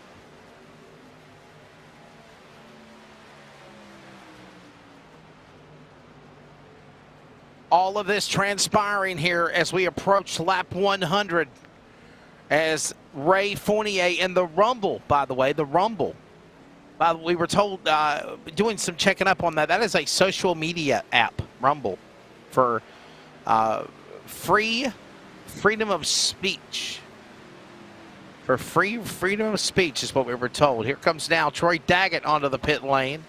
He will give up the lead now, Terry, and it will cycle back around. Can you believe it? Stephen O'Hare, winner of the playoff cup race at Auto Club, is now, and that was for the cup cars, in the lead here at Vegas as we approach under 40 laps to go. 35 laps to go, actually, next time by. Well, you got to think he pitted a lap earlier than the 44 did. The 44 also overshot his pit box, but it was not that big of a loss for Dennis Morris. He's only a half a second back, and he's actually closing time. And if you guys would allow me for a second, you think the racing right here is going to be good? We obviously showed the side-by-side with the iRace and Coke Series, the eNASCAR Coca-Cola iRacing Series. It will be live and in person at the NASCAR Hall of Fame, and somebody's going to walk away with the Dale Earnhardt Jr. trophy at the end of the season that's modeled after the old Winston Cup trophy. So there's a ton of good stuff from the iRacing platform for this entire week. And by the way, for the second year in a row, whoever it is that wins the eNASCAR Coca-Cola iRacing Series Championship, just like last year when Keegan Leahy from up north won, they will be on my Fox Sports radio show Finish Line also to recap the season that is iRacing. Hard to believe their season's winding up. They're going to be done before we are, Terry, for the Northwest. Yeah, and both championships are coming down to the wire. Obviously, you think about it. Over here, you have all of the drivers in this round of 8. If they're under a blanket, you reset it for the eNASCAR Coca-Cola iRacing Series coming up at Phoenix.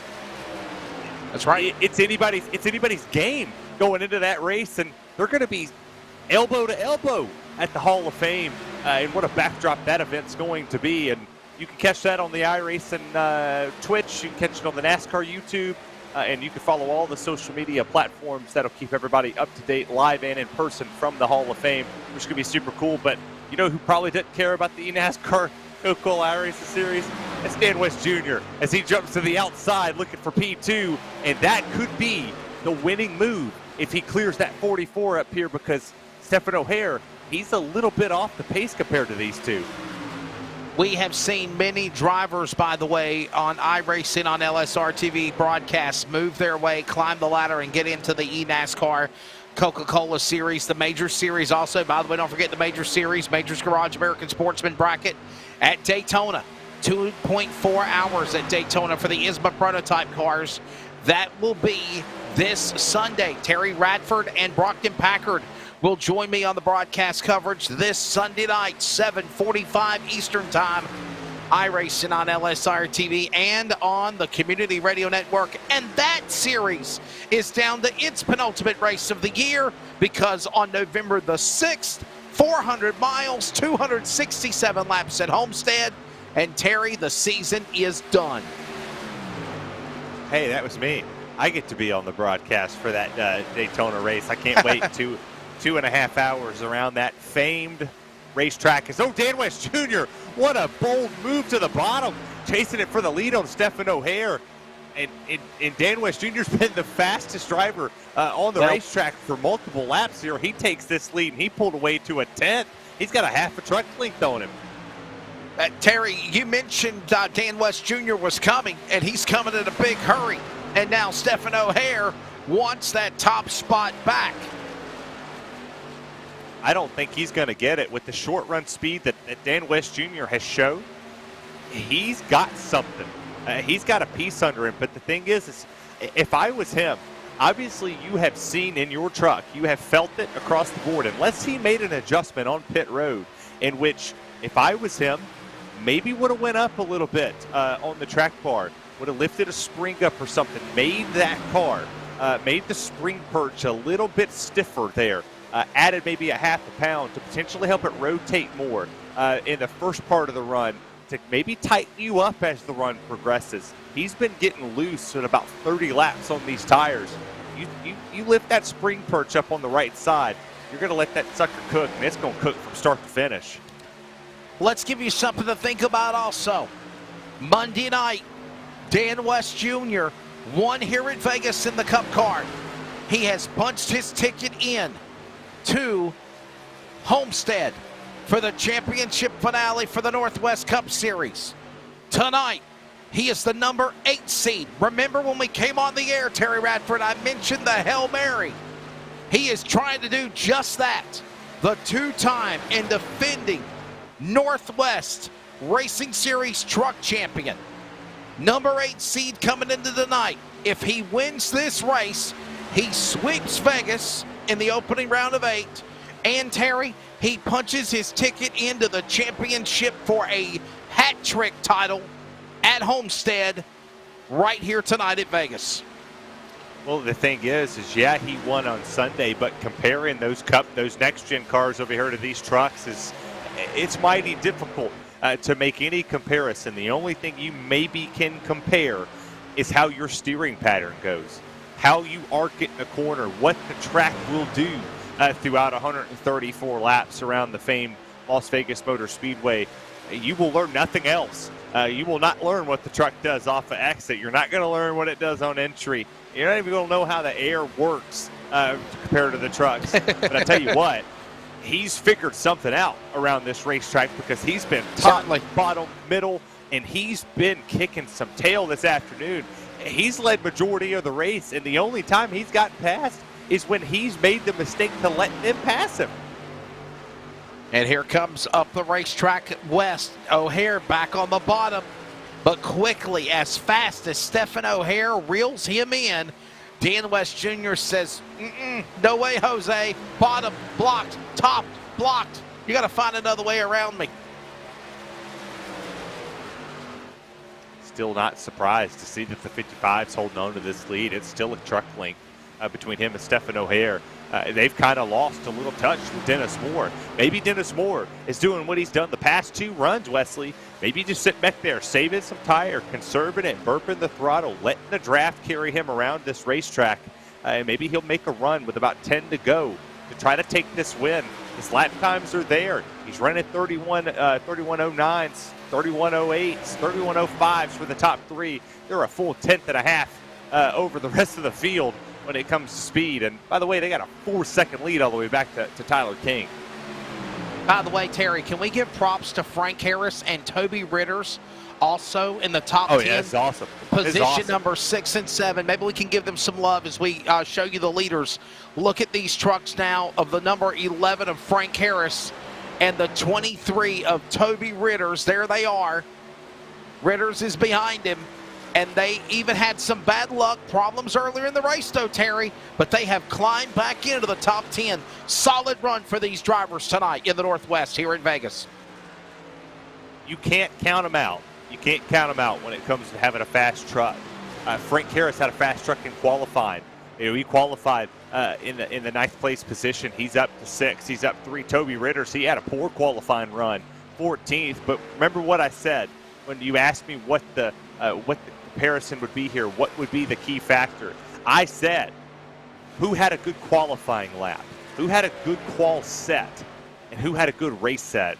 Well, Toby Ritters, Frank Harris had a good race set. Toby Ritters just lost 2 spots to Brightsman and Brett Johnson, but they've also had very good sets too. 20 laps to go. We go back to the leaders up front. Dan West Jr.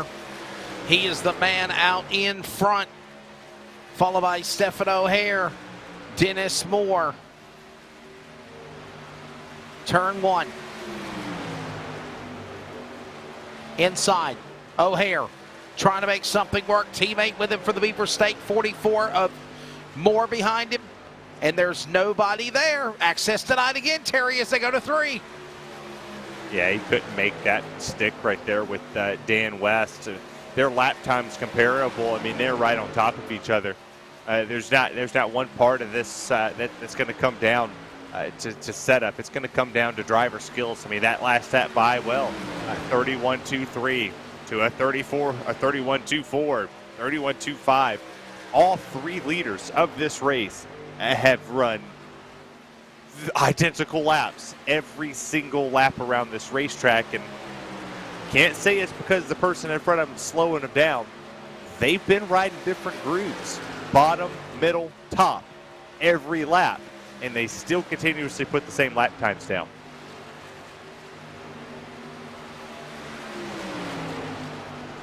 Hearing him roar back out of the corner.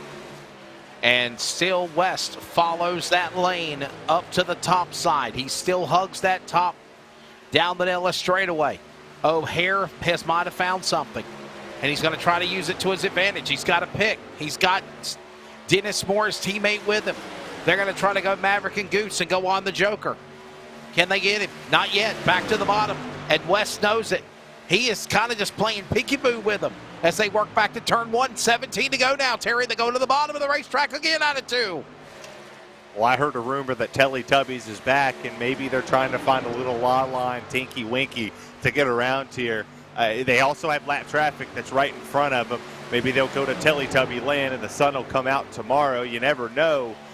Potentially Dan West Jr. wants to catch that lap traffic, use some draft off of them to potentially put a gap, put a bridge in between him and the other 2 behind him. It's 15 laps to go, and here's the move for the lead. Stephen O'Hare to the bottom. West opened the door down to the inside for O'Hare, but Dan West Jr. so strong in the back straightaway. He'll clear him. Here comes Moore. He'll now hook up with the 41. They can't get by him as they go to 3 with 15 to go. They work off 4. Lap time's been exactly the same, and now exactly what Dan West Jr. wants to see is a battle for second heat up between teammates. And you know, Stephen O'Hare's not going to roll over whether it's his teammate or not, but the 44 is strong enough to make it happen. They almost make contact there as the 44 tried to slide up. The 41 tried to go low. It's 3/4 tenths of a second now. It's 2.5 truck lengths at max separates 1 and 2 as the teammates hook back up, trying to work the lead back down to nothing. Got to give props also to our cameraman here, Charles Wooten, because there is only 10 trucks on the racetrack that are in contention to win this race. And pretty much those are your big 3 right there in the battle for the win. Everyone else from 11th on back is either multiple laps down or more out of the race. 13 to go. 13 remaining. And now Hare and Moore going at it for second. And as you said, Terry, as they work off 4, this is exactly what DWJ wanted, because he is gone looking to try to sweep the playoffs in the round of 8 opener for Cup and Truck here at Vegas. He was slower than the 2 behind him that time, but you got to think the draft is pulling him down the front and the back straightaway. So if you're Dan West Jr., you're going to have to put your best blocking attempt on, put your best poker face on, and show them you want to take this lane and trick them, fake them out, make them go a lane that you want them to take, make them take the bottom. Don't let them peek to your outside. Just be patient. 11 to go. You'll catch that lap traffic in front of you within the next 5 laps. You know it's inevitable. It's just a matter of when, not a matter of if. You just got to hold the 44 behind you for 11 more circuits. 10 laps to go, by the way, when they work their way back through the dogleg or through the triangle this time by here at Las Vegas. Dennis Moore is starting to pound on the power down to the inside. West knows it. He throws the block. 10 laps to go. It's getting good now in Vegas. something better happen here on the outside. West under attack. Dennis Moore on the bottom. And O'Hare's now going to try to hook up with West as they work out of 2. Well, the 44 got to the bottom, and I think that's what the 55 wanted to see as he powers back the Nellis straightaway on the backstretch. Buddy Jason comes in there. Teletubby Terry. I like that. I might put a little Teletubby costume on. Who knows? We got a race on Halloween coming up soon for the Northwest Truck Series. But still Jason, side by side. Drag racing to the line. And that time it was Dennis Moore by 1/1000th of a second separated that. And what a finish this would be if it did happen. West to the outside, Moore to the bottom. Give the advantage to West as they're halfway down the back. Flip-flopping for positions back and forth, 1 lap. All 3 trucks right there with one another. And yes, lap traffic, I believe, will play a factor as Troy Daggett, the 10th place truck, right there upon the horizon of the leaders. 8 to go here at Viva Las Vegas. You better make a move here in Sim City. You better do it now. Dan West Jr. trying to stay up in front as they work off 2. Well, you're either going to roll a perfect roll or you're going to get snake eyes, depending on what happens here. The 44 has been fast, but he can't seem to make the pass and get clear of the 55 of Dan West Jr.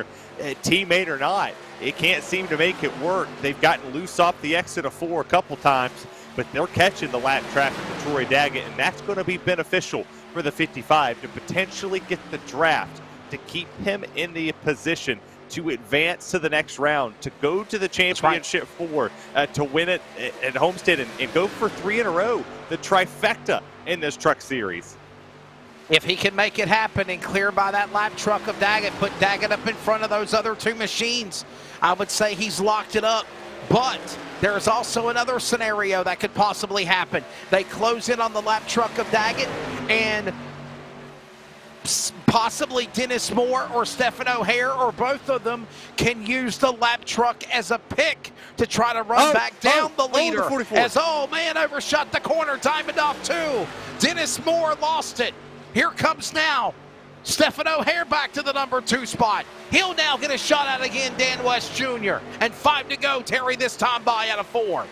Well, that was one of the first times that the 44s had to run that outside lane, and Dan West Jr. kind of gave it to him and just said, hey, go out there, see what you can do, see what you can find. And the 44 almost found trouble. He almost lost it on that front straightaway coming off the corner, but he saved it. He's still in contention to win this race. They've caught the lap traffic. He still has draft. It's 0.4 of a second as Daggett moves out of the way. 9 trucks on the lead lap. They're not going to catch Toby Ritters. But Stephen O'Hare, he's looking to the outside right now on the 55. He literally just said, have at it, boys, and Daggett clears out of the way. Remember, Monday night we had 2 caution flags, double overtime, race finished under yellow. Right now, 4 to go, and it's all these trucks battling for the lead. Off of 2, it's West in the lead there, Terry. Yeah, it's less than a 10th of a second between them. It's 7/100ths, and now make it a 10th between the 41 and the 55. 41's there. He's just looking to make the move, and when he can time it perfectly, there he goes to the inside. He's going to side draft down the front straightaway. They're side by side in the corner for the lead. 3 laps to go now, back into the corner. It's less than probably 4.5 miles remaining here at the 1.5 miles at Las Vegas on the virtual sim. Dan West Jr. now under attack by Stephen O'Hare. Auto Club Cup winner to open up the playoffs in the round of 12. He's trying to spoil the party for Dan West Jr. Dennis Moore doesn't know where to go as they come to the line. It's 2 to go this time by. 2 to go, and they're still drag racing down the front straightaway. That time give the advantage to Stephen O'Hare. But when they go into 1, we'll see, can the 55 of Dan West Jr. get that momentum off of 1 and 2 that he's been doing all race long? He gets up there. He goes wider than before. He got it. He's there. Can he clear down the back straightaway? Teammate didn't go with the 41 there. He did not go with him. The field works their way off of turn number 4. This is it. CRN 1 to go. White flag. 3 trucks for the win. Dan West Jr. Can he sweep Vegas? He's in turn 1 for the final time. Yeah, turn 1 and 2 for the final time. He's still on the outside. You're still not clear for the 41. They try to go 3 wide. 55 drag races down the back straightaway into 3 for the final time, Wesley. Dan West Jr. up the outside. He still stays to the outside, glued to the top shelf. Stephen O'Hare stays to the bottom. Here they come to the line. Out of turn number 4, O'Hare, West, too close to call with a photo finish. It's going to be Stephen O'Hare to win this race. Oh, my goodness. 2 wow. 1/100ths. Thousandths, 2/100ths of a second. Separated that win.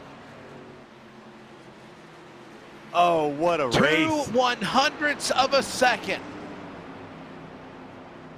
And it came down to O'Hare that, Wesley. rolled the dice. He certainly did, man. He rolled the dice and he made it work. Dan West Jr., Dennis Moore. I think Dennis Moore was just along for the ride. You go where I'll go. You go where you go. Wow, holy what a race. Mackerel, what a race. That was awesome. Stephen O'Hare picks up the win. And let the celebration begin for the driver of the number 41 for the Beaver Land. Wow. Unbelievable, Terry. What an incredible race from start to finish. It was side by side, 2 wide, 3 wide, 4 wide at one point in time.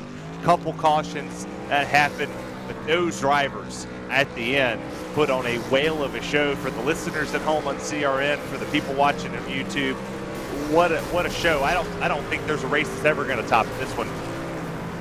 And now the Northwest High Five Salute is underway as these drivers have their way of celebrating with one another, as they always do when all of these races conclude here in the series. Stephen O'Hare will pick up now his 8th career win with the Northwest Racing Series tonight, or actually, correction, it'll be now his 9th win, actually, with the series. Again, his most recent win came back in September when he won the truck race at Auto Club Speedway, like I mentioned.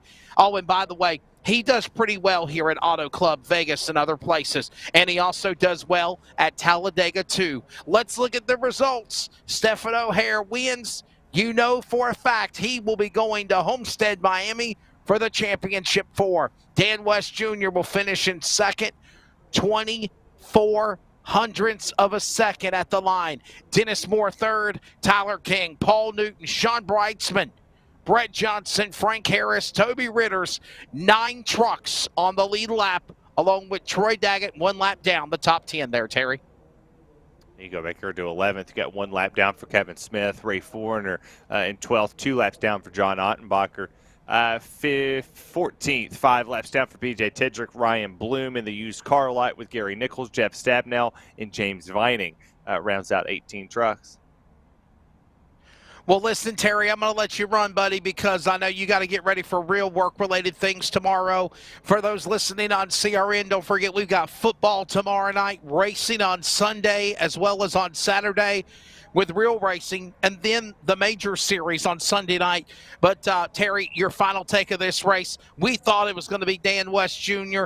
That all changed. It was teammate racing at its finest all night long here at Vegas, and Stephen O'Hare wins the opening round for the Trucks at Auto Club. He now wins the opening round of the round of 8 here tonight at Vegas, and he is racing for a championship at Homestead. What a race. What a drive. By the top 3. Stephen O'Hare, Dan West Jr., Dennis Moore, just incredible across the board. And I have to believe if Ryan Bloom and Jeff Stabnow did not have issues, we would have had a 5-truck photo finish to the end.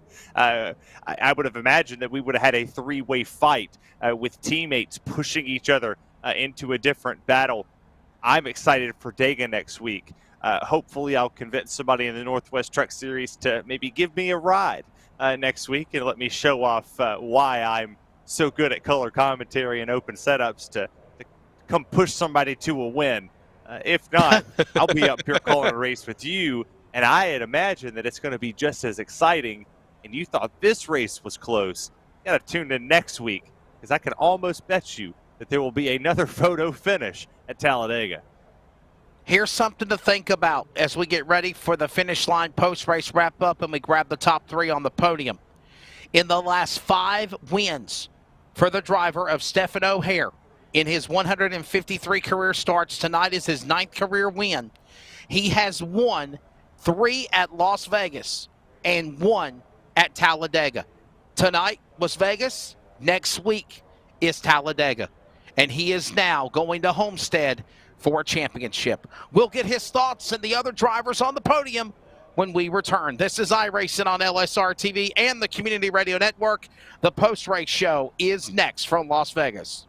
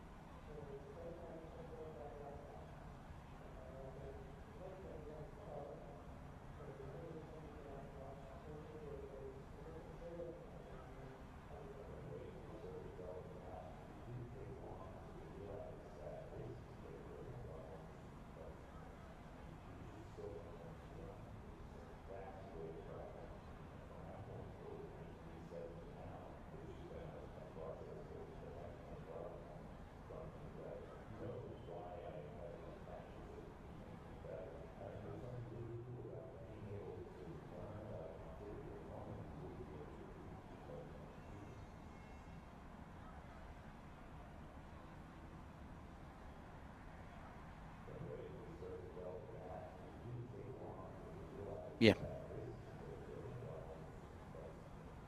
Getting ready for the finish line post-race wrap-up, and we'll grab a word with the top 3 podium as we wrap it up here at Las Vegas. We're also at the top of the hour. We'll pause for 10 seconds of radio identification, the playoffs of the Northwest Racing Series, when we return on the Community Radio Network.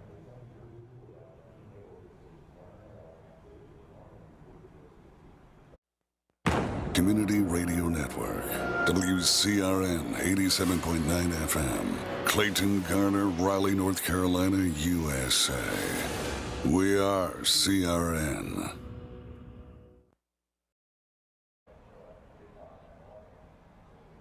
Welcome back to the Las Vegas Motor Speedway as again checkered flag has fell in the 153rd career start of the Northwest for Stephen O'Hare for the Beaver State Racing Team and American Touch-Up. He has now picked up his 9th win. We'll grab a word with those drivers, of course, in victory lane in just a few moments. But first, let's grab Dennis Moore, teammate to Stephen O'Hare, along with Tyler King and others. Dennis, you've been strong all year long. What a battle between you and the teammates, and I said this in the broadcast at one time talking with Jeff Stabnow and Terry and I. It looked like there was a lot of teammate pack racing. I know you got to be excited for Stephen O'Hare, but I also know you were hungry to want to win this race too. Your thoughts of being on the podium in 3rd?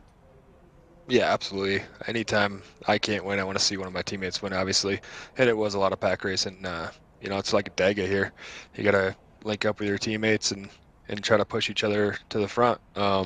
And there at the end of the run there, I had an opportunity to pass Dan, but got loose. So obviously I'm going to help out Stefan in the last lap there.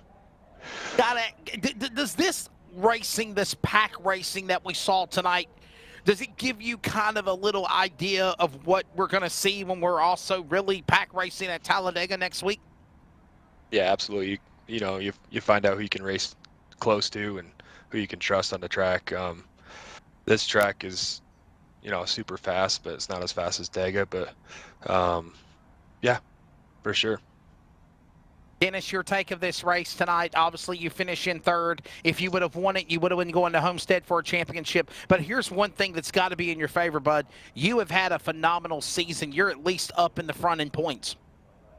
Yeah, we've had a great season. I think we got like 19 top 10s and 15 top 5s. 4 wins. Should have had a few more, but ran into some stuff. But yeah, I'm looking forward to Homestead. Stefan's gonna have a great ride, obviously. Hopefully I can get there to battle with him. Hey, before I let you go, thank your sponsors. And by the way, it looks like the unofficial points have updated. You are second in the championship 8, and you are obviously, Stephen O'Hare up in front. Yeah, I appreciate it, guys. I want to thank Beaver State Racing, all the guys, Northwest Racing Series, especially Jeff Stabnow and Sean Brightsman, and obviously More Speed Setup Shop, and Ryan Bloom and Kevin Smith for helping out with the set this week. Stephen O'Hare again winning, but his teammate of Dennis Moore will leave here tonight at Vegas to the number 2 seed as they go to Talladega as we continue the round of 8 championship playoffs with his, of course, 4 wins, 5 poles, 15 top 5s, and 19 top 10s. Dennis Moore tonight, 3rd here at Vegas. We go down to the runner-up. Dan West Jr. with 1 win this year to go along with 3rd place now, climbing from 8th to 3rd in the point standings. Dan, I know you wanted to win. I know you wanted to defend that Truck Series crown like you're going to Homestead for the Cup ride, but your take of this wild race, and you settled for 2nd. 24 hundredths of a second you got beat at the line. Yeah, but how can you not like that kind of racing? I mean, it was... Exactly. It was tight. It was fun. Yeah, I wanted it. The last 20 laps, I was doing everything I could to hold on to the truck. I'm tired. I was focused. I just could have used a teammate up there. But at the end of the day, it was, like I say, it was still close racing. Like Dennis was saying, it's just nice to have guys under you, on the outside of you, behind you, that you can just race hard. So, geez, Wesley, who's that? That was not me.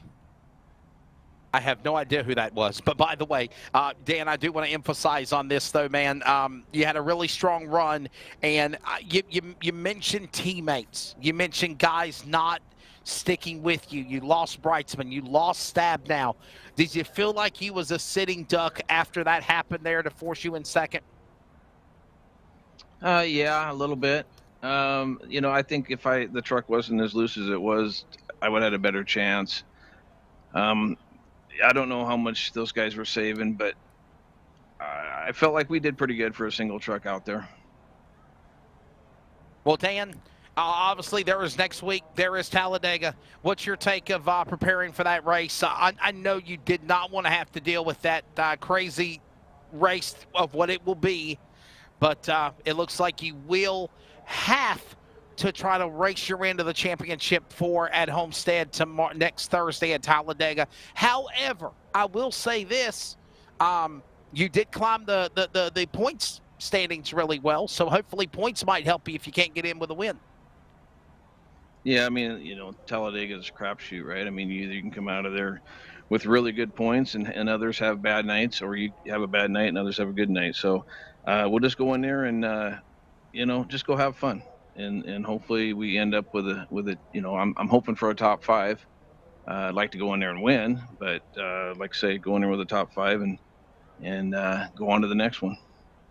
Hey, listen, let's thank your sponsors, and again, solid run here tonight on the podium at Vegas. Thanks, Wesley. I'd like to first thank my teammates. I mean, like I'm sure the more racing can say, it's there's a lot of effort that goes into these deals, especially the playoffs. And I wouldn't have had near the truck if it wasn't for definitely Jeff Stabnow. So Jeff Stabnow, John, Sean, putting the laps in so we can, make a change and it's time, right? I mean, at the end of the night, you're tired, you want to go to bed, and well, let's try one more set. So I definitely got to put a big shout out to my teammates for that. So LSRTV, CRN, Northwest Racing Series, Effective Web Solutions. I appreciate all you guys, and great job, Stefan. Kind of reminiscent of last year, and it was a blast. Thanks, man. We'll see what he can do now. He moves up from 8th to 3rd of the Championship 8 playoffs. The driver of the car, number 55 to Shelton, Washington, winner of the Cup race here at Vegas, runner-up tonight. Along with his 1 win this year, he now has 9 top 5, 17 top 10s. 4 points back now, actually to the number 3 and in the points with Dennis Moore and Stephen O'Hare. That is Dan West Jr. Victory lane we go. As I mentioned, in his 153rd career start, the last 5 wins have been 3 at Vegas, won at Talladega, and he won at Auto Club to open up the playoffs in the round of 12. He does the same here tonight at Las Vegas. Stephen O'Hare for Beaver State Racing, American Touch-Up. Congratulations to you. Whatever goes on from here, you are racing for a championship at Homestead, Miami. How do you feel? Thanks, Wesley. Yeah, I feel great, and thanks to Dan West Jr. There. We've had a few battles there for wins, and it's I'll echo what Dennis and Dan said. It's a ton of fun to be able to race guys and battle and push and get loose and know that you got to respect around you, and hopefully that was a great show. It was a ton of fun, and yeah, like I said, we're going for checkered flags. So as long as there's a checkered flag at Homestead, put us up front. And obviously now, as I mentioned, in the last 5 wins for you, 9th win of your career tonight, 3 have came here at Vegas, and Talladega's one of them. You got to be somebody that they got to have a bullseye on going to Talladega, and you've got really nothing to lose now, Stefan. Yeah, I mean, we had a horrible start to tonight. I messed up qualifying. We got into some trouble. So to come out on top is great. But going into Talladega, I think you saw all night tonight that the Beaver State boys work really well together, and I expect Talladega to really fit into our wheelhouse there. Your teammate Dennis mentioned that it was kind of like pack racing, team racing, if you will. Something we're going to see at Talladega next week with the big race on the Super Speedway, 2.66 miles. Do you agree with them on that? And does it make you feel good to know that you guys within a pack of the Beaver State clan, the More Speed, American Touch-Up, all of y'all are kind of in sync, working with each other? And I know you're going to work with one another, but down to the end of the race, it's got to be anybody for themselves. I mean, we saw that happen between you and Moore. Yeah. I mean, we know what the goal is. The goal is to get Beaver State Racing right in victory lane. So I think we help each other tremendously well. We understand how to work together. And I think that'll get us up front at Talladega. But yeah, at the end of the day, we're racing. So, Dan came out of that last pit cycle up front. And we knew, Dennis and I happened to cycle up out there, and so my goal was really to try to use Dan up as much as I could, and I knew that he was getting loose later in the runs, and I figured if I could just keep pushing him, that he might overwork it, and bobble a little bit so we could get underneath him. And it didn't matter between Dennis or I who came out in front, as long as one of us did. So I actually made the blunder there and got a little loose and lost the position, and Dennis got underneath me. So then it was trying to help him work over Dan. So I mean, we race, right? And it's a ton of fun. We'll work together. We'll make sure that we're up front, and then come that out of the tri-oval, I guess, at Talladega, we'll see which bumper crosses first. Final question, segue this into your sponsors as well, Stefan. Dan West Jr. used the analogy in Victory Lane here at Vegas on Monday night in the Cup race that I've done what I need to do. I need to help Jeff Stabnow advance into the championship for the Cup. Are you going to try to do what you need to do to help Tyler King or Dennis Moore advance to the championship for after Talladega? Oh, absolutely. Like I said, Beaver State. This is a great group of guys, and I mean we celebrate the same, regardless of who's in victory lane. It's a team win.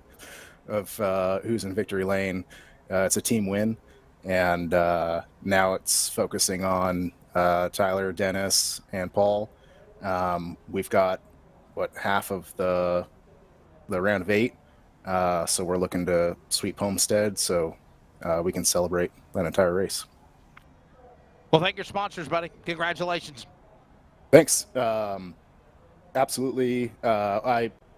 Quick shout out to Kevin and Ryan for teaming up with us working on the set this week. Of course, more speed, setup shop, incredible, tons of speed tonight and every week.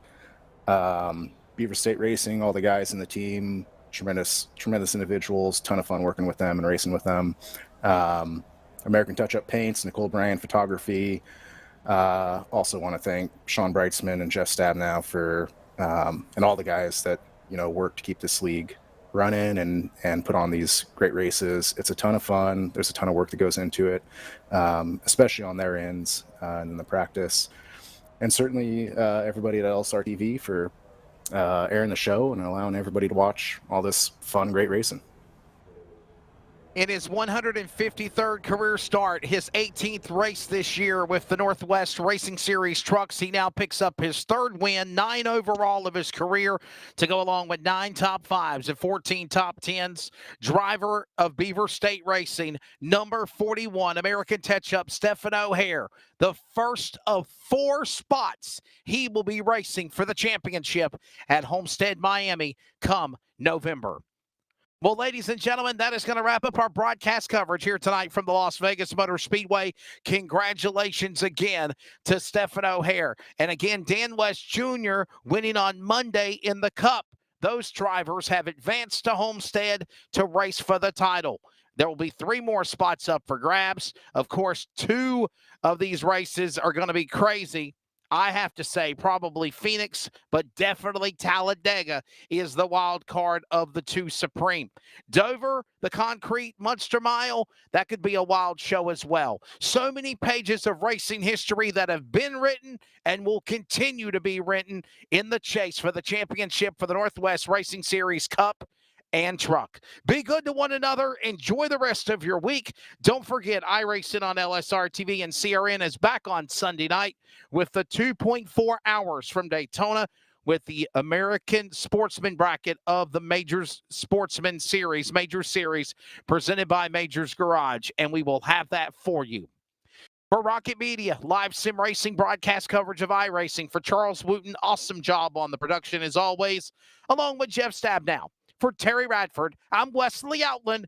Good night. Hope you enjoyed Viva Las Vegas. Sim City did not disappoint.